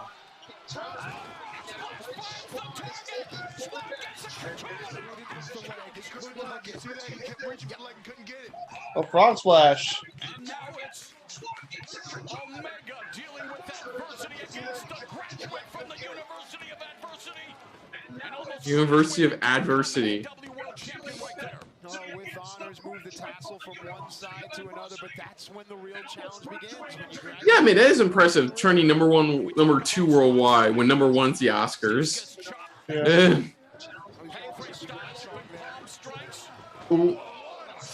Oh, damn. Damn. Trending on Twitter becomes less impressive when you realize that Twitter manipulates their algorithm a lot. Did he just call it a Dr. Wiley bomb?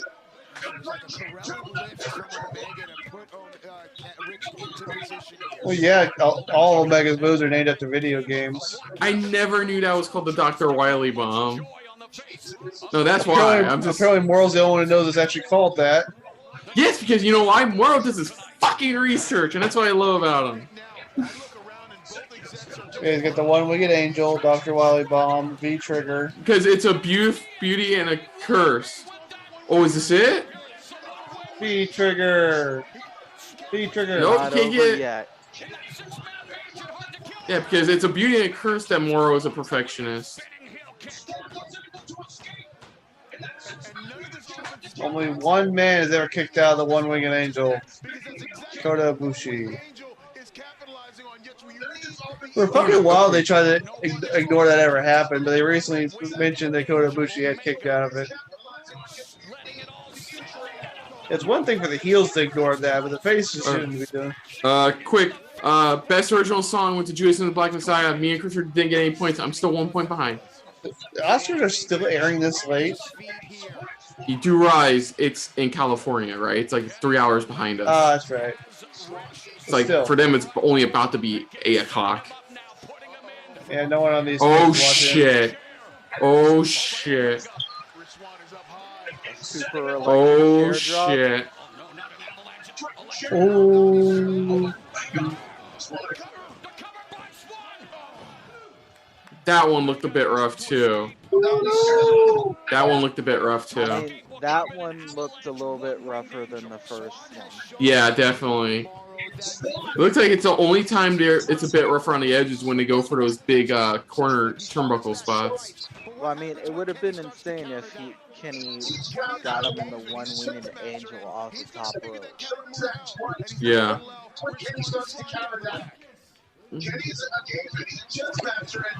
Rich Swann just needs a tag title run to be a Triple Crown champion. Really? Yeah, he's X-Division champion and a world champion. Which he had a tag team with Willie Mack before he became world champion, so he could still go for tag titles later on. God damn it! And Dragon Suplex. Dragon Suplex. Kenny back out Omega.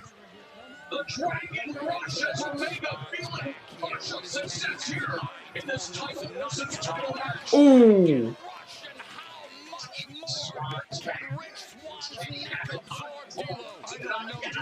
Ooh, shit, man. Oh, god damn it. God damn it. The referees hadn't gotten each other's faces yet, so we're still waiting for that to happen.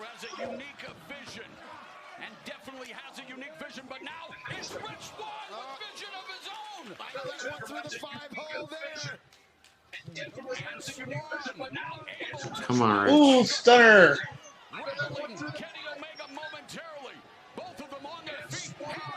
That's more neck breaker than stunner. It's cutter, yeah. Oh. And that's why I'll...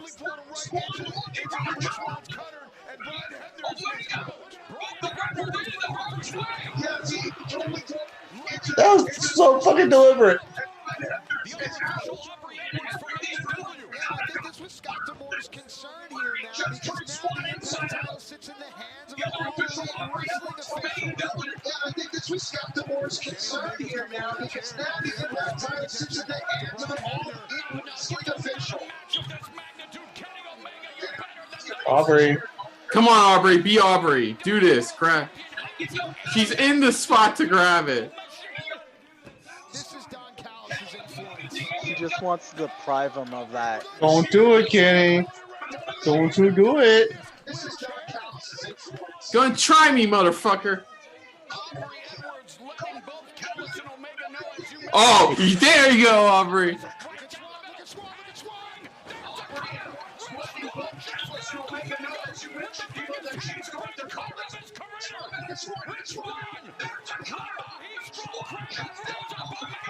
Brian's alive.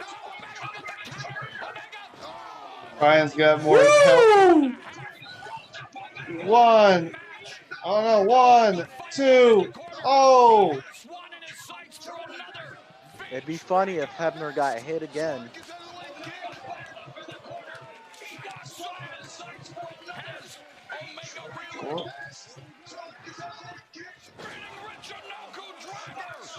Spinning Richinoku. It's not a Blue Thunder Bomb, Cole. Oh. Not enough leverage on the shoulders. Omega was able to kick out of that pretty easily. It wasn't a fantastic voyage for Kenny Omega, that's for sure, but he escaped. God damn, Moore. I miss your pop culture references too. Kenny is exposed here, defenseless. Great kick right to the face of Kenny Omega. If that's the Voyage, that's an old reference. This is set up for the Phoenix Splash. Rich Swann looking to ascend to the top of the biggest mountain ever. Phoenix Splash. Golden Swan. Oh, V trigger. He collapsed in on himself. V trigger, V trigger. Want to make an angel? No, no. Damn it, man. Ooh, suplex. 1, 2, kick out. Ooh. Can't get. Oh.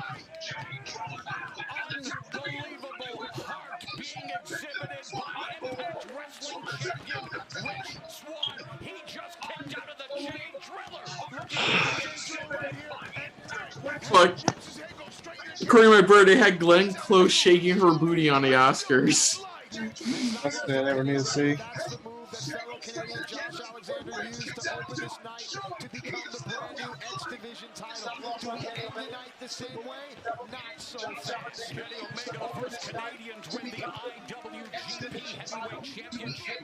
I didn't know that. Huh.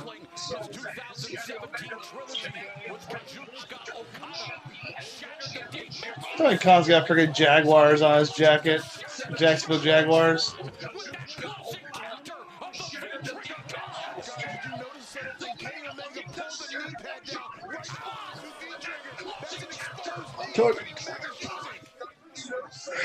All of combat sports, all of your moments. Where does this stand? This is incredible. Kenny Omega about to deliver. Oh. The coup de grace, and is Swan going to be able to continue? Yes, this is the biggest match of his life. Yes, this is historic. Come on, Rich. But you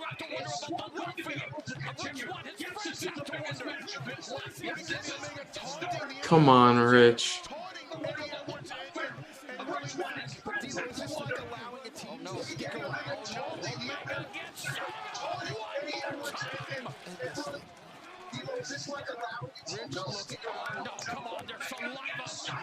Damn it.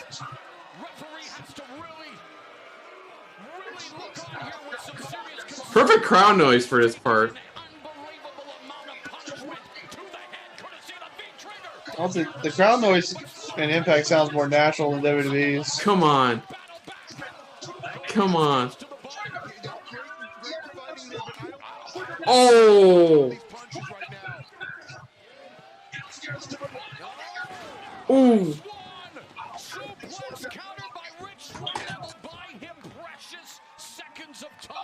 Yeah.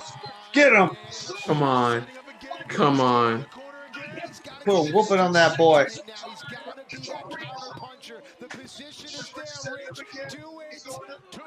That boy ain't right.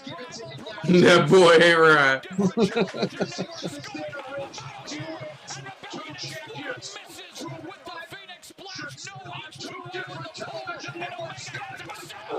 Damn it, Phoenix Splash missed. God damn it. This is... Damn V triggers.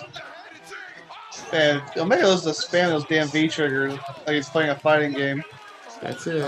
Dang it. One Winged Angel. One Winged Angel. It's over. 1, 2, 3. Easily best match of the night. Oh, yeah. Easily best fucking match of the night. Dude, Moro was just a little cherry on top with that. Easily match of the night. Scott D'Amore's realizing he fucked up. Scott D'Amore's realizing he fucking fucked up and fell into Don Callis' plan. Yeah. Kenny Omega is this champion. now on Wednesday we're going to see Rich Swann show up on Dynamite? I don't know. AEW needs to get their shit At together. least the Impact World title will show up on Dynamite. Damn. That was a good match. Fuck yeah, that was a Really great good match. fucking match. I have nothing against that match. Like my only real downside to that was that like the two turnbuckle spots were definitely rough. See, I told you they're gonna make him hold all three. Take nothing away from the pictures on your screen.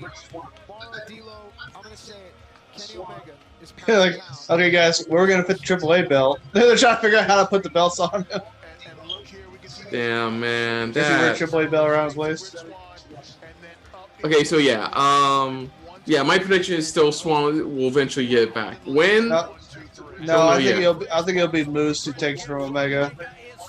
No, that'll make Musa face, and technically is he still a heel right now? He's kind of a tweener. You can easily make Moose a face like he's defending the company. I mean, yeah, this would be a good way of getting Moose the title. Yeah, you just have Moose like fight for the honor of Impact. Yeah. Bring the belt back. Damn, literally that's it. Jeez. Woo. Gonna close yeah, damn. That was a good show. Are you ready to go? Are you ready for this? Woo! Yeah, that was a damn good show. So that was, of course, Impact Rebellion 2021. And Nick, go on. This is still your show for right now. Oh man, that's one of the best. I think that was one of the best Impact shows of the more Callis era. Yeah, it was the first solid. I think based on the 2 Impact shows I've seen, this has been out of the 2. This has been the definitely all around solid night for Impact. I've seen more like too. really We've been good doing this stuff. for a while. Yeah. So yeah, let's start off the night with the triple threat X Division title match. Josh Alexander defeated Ace Austin and TJP to become the new Impact X Division champion. Really good opening match. It's a really good position for the X Division to start the night off right with some really good high flying action. Yeah. And Alexander is a great choice to be champion. It's the main reason why he wanted to stay in Impact and not follow Ethan Page to AEW. He wanted to become X Division champion, and now he's done it. And we'll see whether he fights like Austin again or TJP again or maybe even Trey Miguel. Yeah. So yeah, really good opening match. What did you guys think of it? Great. I said this is the best way to have the show open was with the X Division match. Just all three competitors were absolutely amazing. Like points to like TJP for showing why he deserves to be there. Same goes for Josh Alexander. Just great stuff all around from all three guys. Some great overall spots overall. There was that Tree of Woe Russian Link sweep off the top rope. That was very unique. I didn't expect that or see that coming overall. And a lot of ankle locks. Was this the match that had a lot of ankle locks? Yeah, because that's Alexander used the ankle lock. Yeah, but yeah, really solid. As a wrestler with an amateur wrestling background, it's required for you to use the ankle lock. So honestly, though, really solid opening. Yeah, really good. What'd you think of it, Mo? I mean, there's not a whole lot more that I could go into it. X Division, I enjoy everybody that was involved with that, their characters, as well as just usually high flying or more out there nature of their wrestling style compared to the like standard wrestling matches, which are still good, but like I said earlier, it's like it seems like almost every pay-per-view we watch starts with an X Division match, which is not at all a bad thing, no. All right. Next, we had Violent by Design taking on Chris Sabin, Eddie Edwards, James Storm, and Willie Mack. Thought Eric Young was going to compete in this, but instead, he introduced the newest member of Violent by Design, W. Morrissey, formerly known as Big Cass in WWE. Big Cass. And you can't teach that. Yes, Morrissey looked really good in this match. From what I hear, like he took a long period of time off from wrestling. He seems like he's gotten his demons under control. He looked really good in this match. So yeah, I'm really glad for him that he's working. Especially, and I think he's a good fit for Impact. Especially, he's a good choice to be a member of Violent by Design. Like, god dang, Violent Design is stacked. It's a stacked stable. You got Eric Young, Diener, Joe Doring, Rhino, and now Morrissey. Like, who's gonna like? They're on par with any of the stables in AEW. So yeah, unfortunately, the Team Babyface wasn't able to overcome the debuting Morrissey, and Violent by Design picked up the win. What did you guys think of the match? Good. Just good tag team match. Yeah, definitely the full emphasis was definitely on showing Morrissey's debut, showing what he's capable of overall, hence why he definitely got the pin on Willie Mack. Yeah, just really good stuff overall. I'm happy for Morrissey. I know he's gone through a lot of demons since post WWE. It's nice to see him back. It's nice to see him looking like Edge's taller, older brother. Yeah, just really good stuff from Morrissey and from both teams overall. Like, how can you disagree when there's a team made up of let me have their names here: Storm, Sabin, Mack, and Edwards. I mean, geez, just on that alone, not even counting Violent by Design roster. Yeah, with 3 of the 4 of those being former Impact World Champions. Exactly. So I mean, good stuff. Good tag team match. Yeah. What you got for us, Mo? I think it was nice to see Morrissey debuting in this pay-per-view.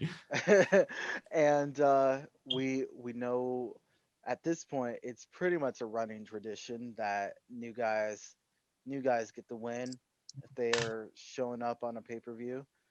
But one thing I will say is, even with the tag team nature of this match, Morrissey looked really strong, but it would be interesting to see how he goes in singles in one-on-one competition. If he's allowed to show the same kind of like brutality that he had during this tag match. Okay. I ran up this radio exposure program. Let's see if this pops up. Let me turn off the background. No. You don't want to see this? Oh, hold on a second. Let me turn off the background. There's no way we could see it. Okay. Hey, look, it's Glenn Close twerking at the Oscars. You're welcome, America. Didn't I clear earlier that I never wanted to see that? Glenn Close. No, I didn't hear you. I thought you said you wanted to see it. I never want to see that. I'm sorry. Now I'm gonna have nightmares. Didn't hear you. You're welcome, America. You're welcome. And Nick. Go on, Nick. Next I'm gonna get you back to that. Was that okay? So yeah, next we had Battle of the Former Major Brothers. We had Brian Myers taking on Mack Cardona. Really good match between the two former tag partners who obviously know each other very well. They're both trained by the same man, Mikey Whipwreck, ECW legend, Mikey Whipwreck. Hell yeah. And so yeah, because of Mack Cardona landing on his leg wrong, Myers took advantage of the injury and picked up the surprise win. Because I guess this feud's going to keep going. And Brian Myers has been doing a fantastic job in Impact Wrestling. I'm really glad that he's found a company that's letting him showcase his talents. Yeah, exactly. And because he's been really good as a heel. And we'll have to see how many weeks Cardona might be out of his injury. If they come back, they do a rematch. Maybe at the next few pay-per-views, like next one's Under Siege in May. Hey, did you check that to see if the one in June is actually a legit full-on pay-per-view for Impact? I'll see if that's been updated. So yeah, we got Under Siege in June on Impact Plus. I mean in May. In June, we got Against All Odds, but I didn't see the Impact Plus logo, so it might be an actual pay-per-view. Yeah, that's what I was asking. And then we got Slammiversary in July. So I'll check that and let's see. Pay-per-views. Here we go. That hasn't been updated. We go to their website. But yeah, very good match between two. Myers picked up the upset win, taking advantage of the injury. And I'm looking forward to see what these guys do. So this match I thought it was good. It was like, I thought it would have, not time-wise, I thought there would have been more, but there was interesting for most of our scenes, these two guys compete. You can definitely tell they've been competing with each other for so long because they really knew each other. This match flowed pretty well overall. The ending, it does seem like this feud's far from over, and I'm curious to see where it goes. Maybe there's going to be wrestling figure on a pole match. I don't know. You know they're going to do it. Vince Russo doesn't work for Impact Wrestling anymore, Kristen. Look, the more was stupid enough to think, oh, let's put our champion's title on the line against a competitor from another company. Well, that's because Don Callis. But I don't see anything. I'll let you guys know what's going on with that pay-per-view. Yeah, let's move on to where's that at? Let me go back.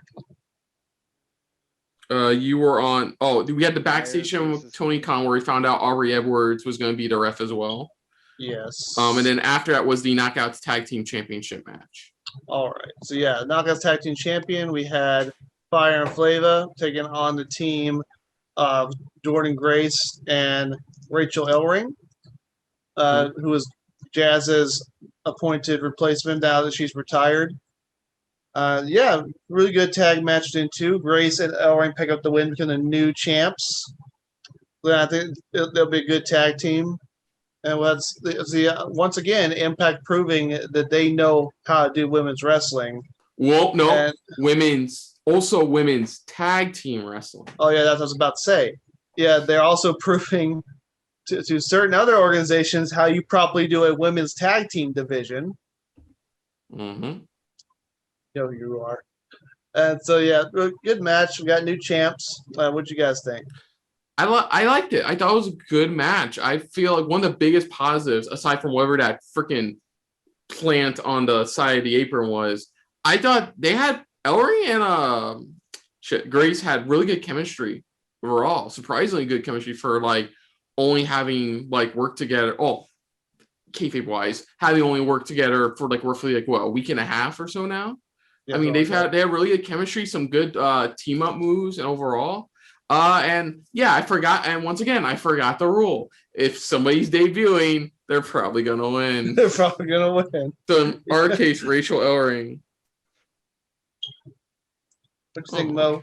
I think it'd be interesting to see them as I think Ellering is a good fit with Grace because they're both a couple of powerhouses.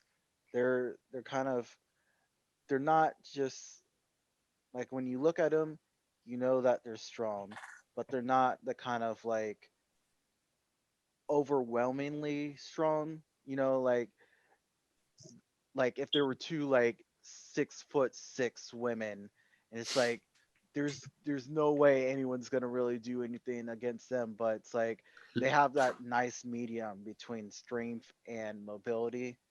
So I think they're a good fit together. It'd be nice to see what kind of hopefully they stay as a tag team for a while and they can work off each other even more and come up with some real creative stuff against their opponents in the future. Yeah, it'd be cool to see other tag teams go for it or something like that. Like you could see like an all the gold situation with Yao Perazzo's little team of Kimberly and Susan. You know, you can see them try to go for it, try to get all the gold situation for them, or like other tag team, because there's a bunch of women in the tag team division for women's Impact Zone. Yeah, they broke up Havoc and Neva. I know, I thought it too. Yeah. Yeah, Havoc turned on her. Or vice versa, I can't remember. Well, we'll see. Yeah, but there's still plenty of tag teams. Yeah, that was good. Next up, we had awesome match, last man standing, Trey Miguel versus Sami Callihan. Really good hardcore match, a lot of cool spots. The table didn't break the first time. They made sure it broke the second time.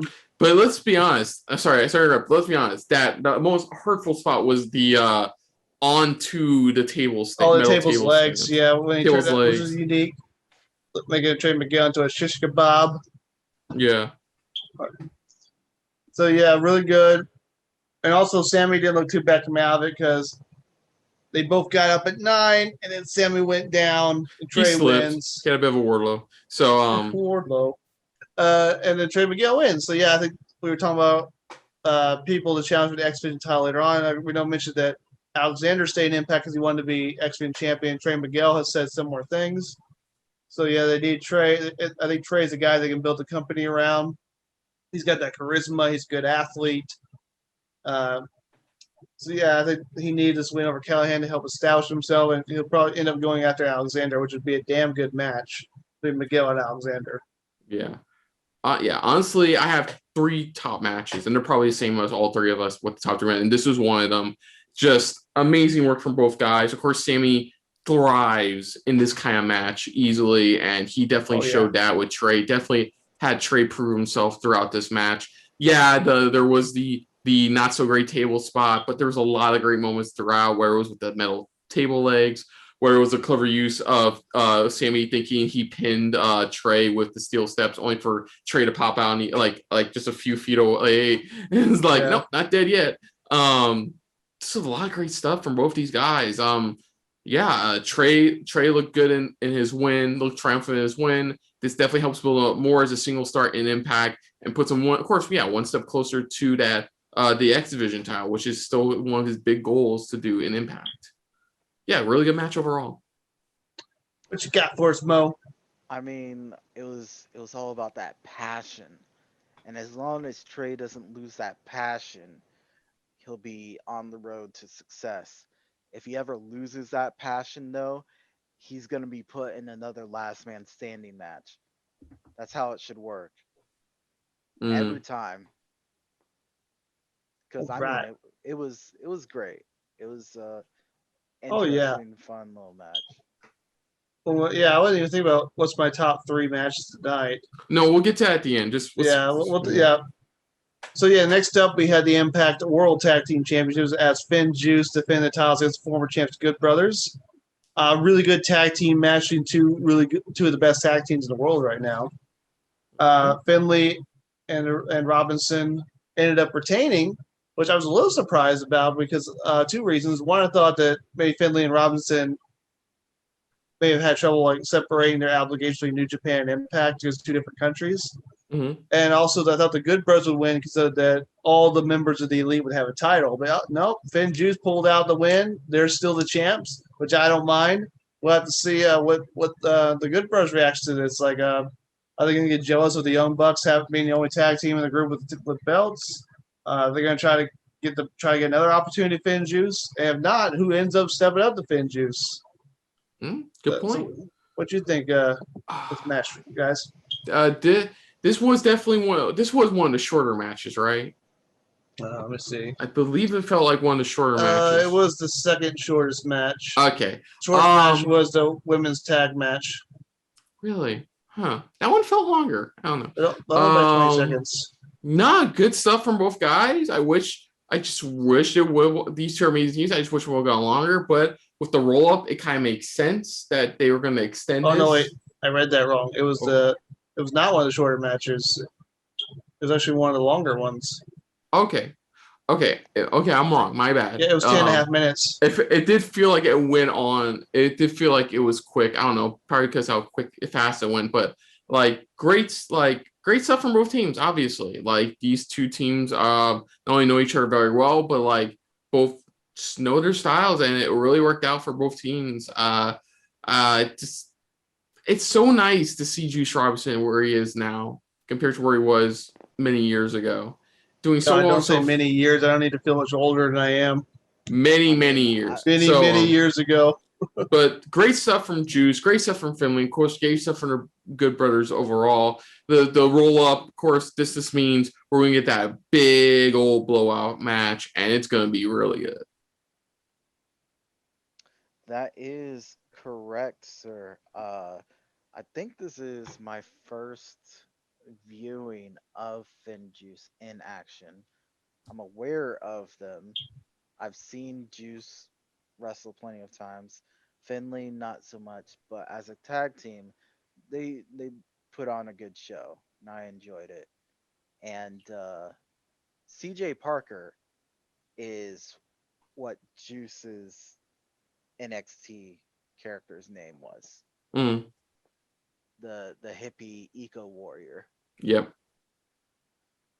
But that's all I got. It was kind of surprising to see Finn Juice win, but not in a way where I knew I wasn't gonna be disappointed either way with the outcome. Okay, so small Oscar update. Apparently they're not doing the best picture winner last. It's third to last. Weird. So yeah, huh? It's weird. Yeah, so Nomadland won for best picture, which I agree with. Really good film. Still 1 point short. Okay, next match. How many awards are left then? All that's left is best actor and best actress. That's weird. They're not sharing.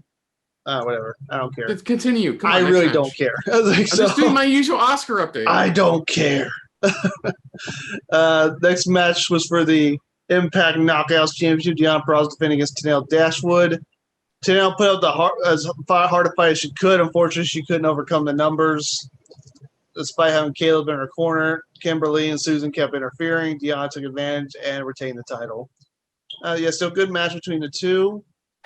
But then the big news came after the match, which Taylor Wilde, for those longtime TNA watchers who recognize, former Impact champion, former two-time Knockouts Tag Team champion, was actually retired up until last year. She retired in 2011, and then came back last year. Unretired last year. Now she's back with Impact Wrestling, which she was in Impact from 2008 to 2010, I believe. So 11 years away from the company. She's back. Great talent. Hope to see how she is in the ring after being out for so long. But looks like she's going to be the next one taking on Deonna Purrazzo. This was a good women's match. What I loved most, it was hot right. It got hot right off the bat. It got really into it. It got right as the bell started. It just got right into it, and it was just really good stuff from both these people. It's like with Finn Juice again. What I was gonna say before, it's imagine where they were years ago in NXT, and look where they are now. Oh, and yeah. won like the second last match of a major wrestling pay-per-view, giving it their all. And this was a very well done match from both sides. For amazing stuff from Tenille. I haven't seen her wrestle in like, that should tell you how long it's been since I've seen her wrestle. Like, it's been quite a long time. It hasn't skipped a beat. Deonna Purrazzo, this looking great as always. Yeah, I'm not usually the fan of the Healy managers thing, but, you know, it worked for what it was. It gives Tenille enough a reason to probably try continue pursuing it. She may have a new ally in Taylor Wilde. We'll have to wait and see on that. We don't know if she's technically a face now because she lost, or she's still a heel. Like, there's a lot of factors into this as well. Taylor Wilde, from what we saw a little bit of her, doesn't look like she really skipped a beat, so good for her. Can't wait to see where she goes. Whenever I watch the next major Impact Wrestling. Yeah, get Impact Plus and go watch some old matches. Let's see. Oh yeah. For longtime viewers, you'll know that she was the one. She debuted as a fan in the crowd and was the one who surprisingly ended Awesome Kong's dominant reign as champion. So yeah, that was a good moment. Then she went on to have a good reign as champ. She had a couple tag team title runs, and then she left the company after a couple of years, and now she's back. So yeah, I'm looking forward to it. You got any, what's that? No, Mo, continue. What's that? What you got, Mo? I just find it interesting how I guess it's more of a thing now when they're like bringing back TNA people from around that era, because I know Jazz and then Taylor Wilde, and then there's a few other people. It seems like they kind of bring back these people, and it's interesting to see because it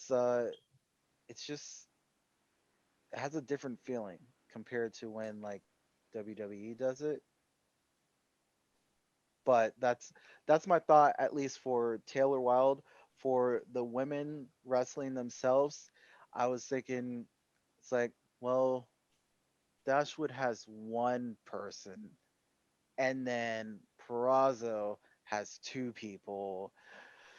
Looks like the champion's gonna retain, but overall their wrestling was really good. I enjoyed the back and forth and the different use of the submissions. Like, Gianna is great at just like exuding power, but you know that goes hand in hand with being a virtuosa. Power comes from within.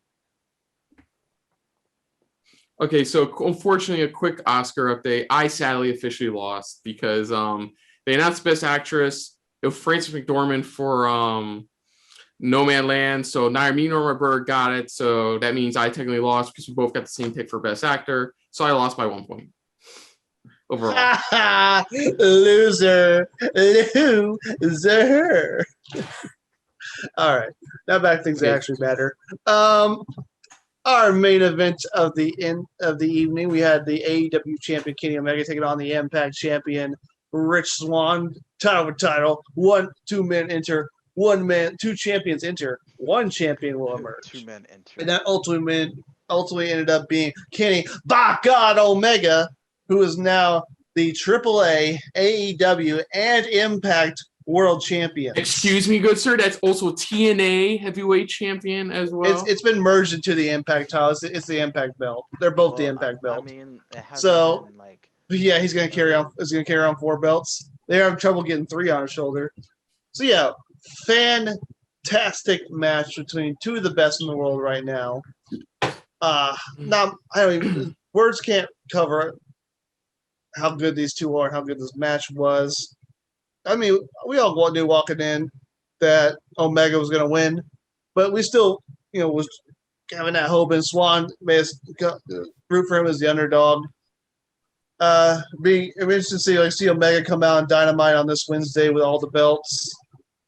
And the people were like, "Oh, that match happened because AEW didn't do a good job promoting it," but still, really good match. Kenny's a triple champion. We'll have to see how Impact. What's going to be interesting is how Swan has to deal with letting down the entire Impact locker room. Swear to God. Okay, sorry. I swear to God, they have to have Swan show up on Dynamite this week, right? They have to show Dynamite Not show up on this Wednesday. week. I don't know. I don't know. Maybe not this. But yes, because the locker room's counting on Swan, he failed, and so we'll have to see how Impact reacts to their title being held by an outsider, and who ultimately does step up, take him down. I think it's going to be Moose. I think Moose is going to step up and take down Omega. We'll have to see. Yeah, really good. Honestly, I keep repeating myself. It's just a really, really good match. Definitely, if you watch any match, just if you only have to watch one match in a show, this is the one you need to check out. Okay, so now it's my turn. Quick, last Oscar update. I swear to God. So we were wrong. Chadwick Boseman did not win for Best Actor. It actually went to Anthony Hopkins for The Father for Best Actor. So good for him. Yeah. What can you say about this match? It was fucking great. I mean, Mauro Ranallo being on commentary was a cherry on top. Forgot that you mentioned that. How Dude, good he was. Fuck, I miss his pop culture references. I miss him calling the move what it actually is. I didn't even know that was called a Dr. Wily bomb. I had no fucking clue. Nobody told me. But no, match itself, absolutely amazing. Great stuff. Like, if I had one nitpick, it was the botchy spots on the top turnbuckle they were trying to do. That was it. But all right, great stuff. And Rich didn't lose like dirty either. I thought he was. He didn't. He gave it his all. He definitely gave it his all. And unfortunately, it wasn't enough against Kenny. I'm not going to call him the best bout machine because Don Callis could go fuck himself. I did love the invisible hand to you. I did love the little added touch where you see Scott D'Amore's reaction to Rich losing. Yeah. You know, knowing he got screwed over by Don. So like, great stuff overall. Just absolutely amazing match. Best match of the night. Easily just good stuff from two amazing Honestly, wrestlers. I thought it was one of the best matches we've had this year so far. Like, we've had a lot of good matches in a short amount of time. This was a really good match. So what'd you think of the match, Mo? I thought it was great. I thought it was there was a lot of stuff that I expected could have happened, but it's like you're dealing with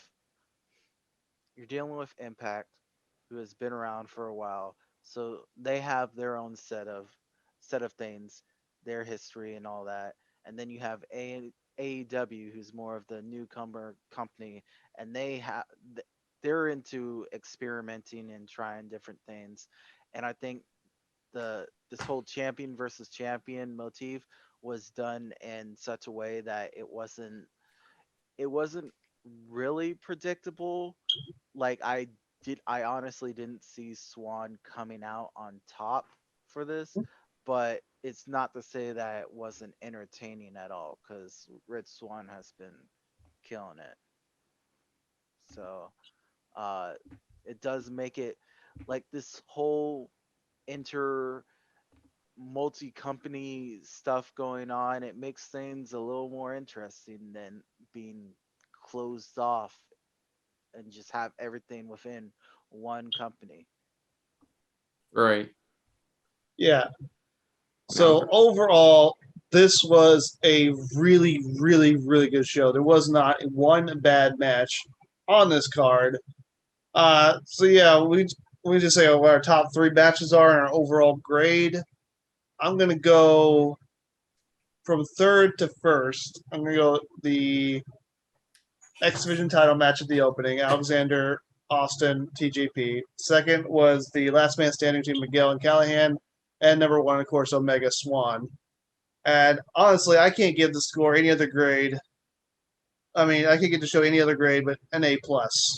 I didn't have – this was a very – of course, it wasn't – there's no such thing as a perfect show. But I didn't really see any flaws of anything that would damage the score at all. So, yeah, I'm giving it an A+. What you got for me, Kristen? No particular order. I don't feel like ordering them because all the matches were actually generally good. But my 3 matches were definitely the same as yours. So the last man standing, the X Division Championship match, and the title versus title match. I give it an a solid A.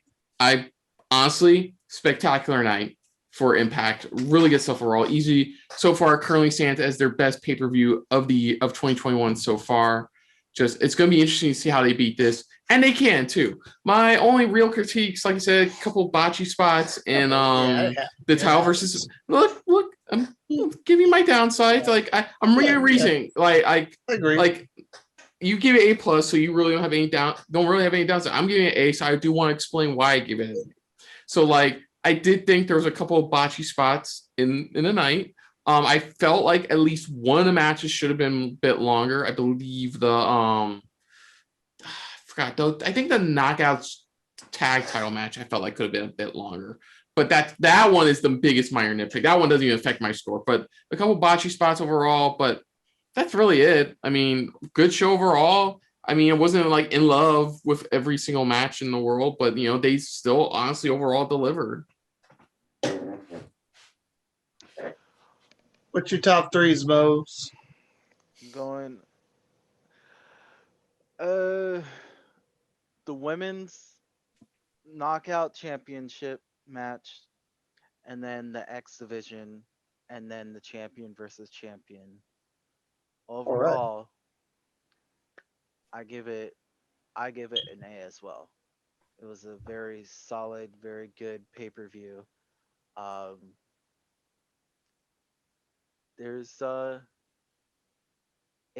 This is definitely one of those kind of pay-per-views that you could show to someone who it's other than like Slammiversary, where like Slammiversary is the end all be all for the promotion.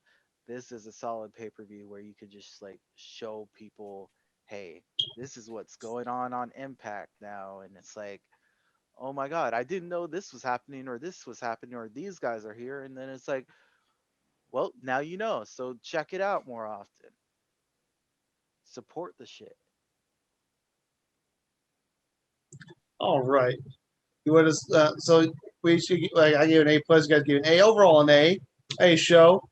So yeah, really good show. And I think the next one we cover is either going to be that Against All Odds in June if that is a full pay-per-view, but if not, then it will be Slammiversary in July. It's their second biggest show of the year. That was a cool promo. Hopefully they'll be able to have people in Impact Studios soon, or at least maybe they can go back do their shows on the road somewhere. Hopefully we'll have to see. So Kristen, you want to? I got to wrap up. Give me one. Wrap us up. Give me 1 second. I just want to double check to make sure. Like, okay, so that I can't find anything on it. Okay, let's see. We'll turn to pay-per-view and see. Yeah, it looks like some Wrestling Inc. Is confirming that Against All Odds is in fact a full pay-per-view. All right, so that'll be our next one. Yeah. So in June, okay. June 12th. Yeah, it looks like. Okay, so I mean, honestly, yeah. So other than that, folks, if you're new to the channel, you can hit the like button. If you want to talk to us more about stuff like this, comment down below. If you want to share us around, share it around.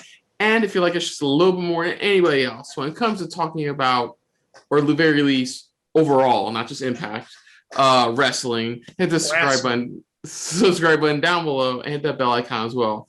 Let us know what you guys thought of Impact Rebellion overall. What was your favorite match of the night? What did you think of the pay-per-view overall? What did you think of just the title switching hands? And yet Rich Swann never showed up on Dynamite. Put down what you thought. That's literally what one of our friends put in the wrestling group page, Nick. I don't have to tell you who did that. So of course, let us know what you thought of our reaction overall. But most importantly, we thank you for watching. Of course, guys, where can they find you? Well, y'all can see my name appear when you type it into various music streaming services under Afro Mobro, as well as Audius.co for some experimental kind of stuff that I like to try out and put out on that platform. And I have an Instagram where stuff happens sometimes, so there's that. Okay. And of course, guys, on the next episode of one... Hey. Oh, sorry. Let me show my shit. Okay, show your shit. I need to show my shit. You can catch my weekly wrestling blog, Spandex Suplexes, a wrestling review, every Sunday afternoon on FloridaGeekScene.com. Also, be sure to check out the first 2 episodes of the spin-off show on Florida Geek Scene's YouTube page, Spandex Suplexes, the interview series, where I interview figures from the wrestling industry. Now you have my permission to sign us out. Thank you, sir. I take my host privileges back. So, of course, I'm back as the main host for the next one, because next time on 123 Wrestling here on SRB TV, let's be honest, it's Rematch-A-Mania time, folks. You guys all have Rematch-A-Mania. Why not WrestleMania Rematch-A-Mania? That's right, folks. We're checking out WWE Backlash 2021, aka WrestleMania Backlash. AKA unnecessary title adage. Yes, it is. So until next time, folks, I'm Kristen. I'm Nick Slade. And I am the Mighty Swan Mo Brothers. And this has been a very belt collector filled episode of 123 Wrestling. So, of course, guys, we will see you later. Hey guys, thanks for watching. If you want to check out any of our previous reactions, as well as one of our other SRB shows, check out one of the playlists down below. And if you want to check us out in the social universe, you can find us on Twitter and Stardust at Super React Bros, as well as on Facebook at Super Reaction Bros.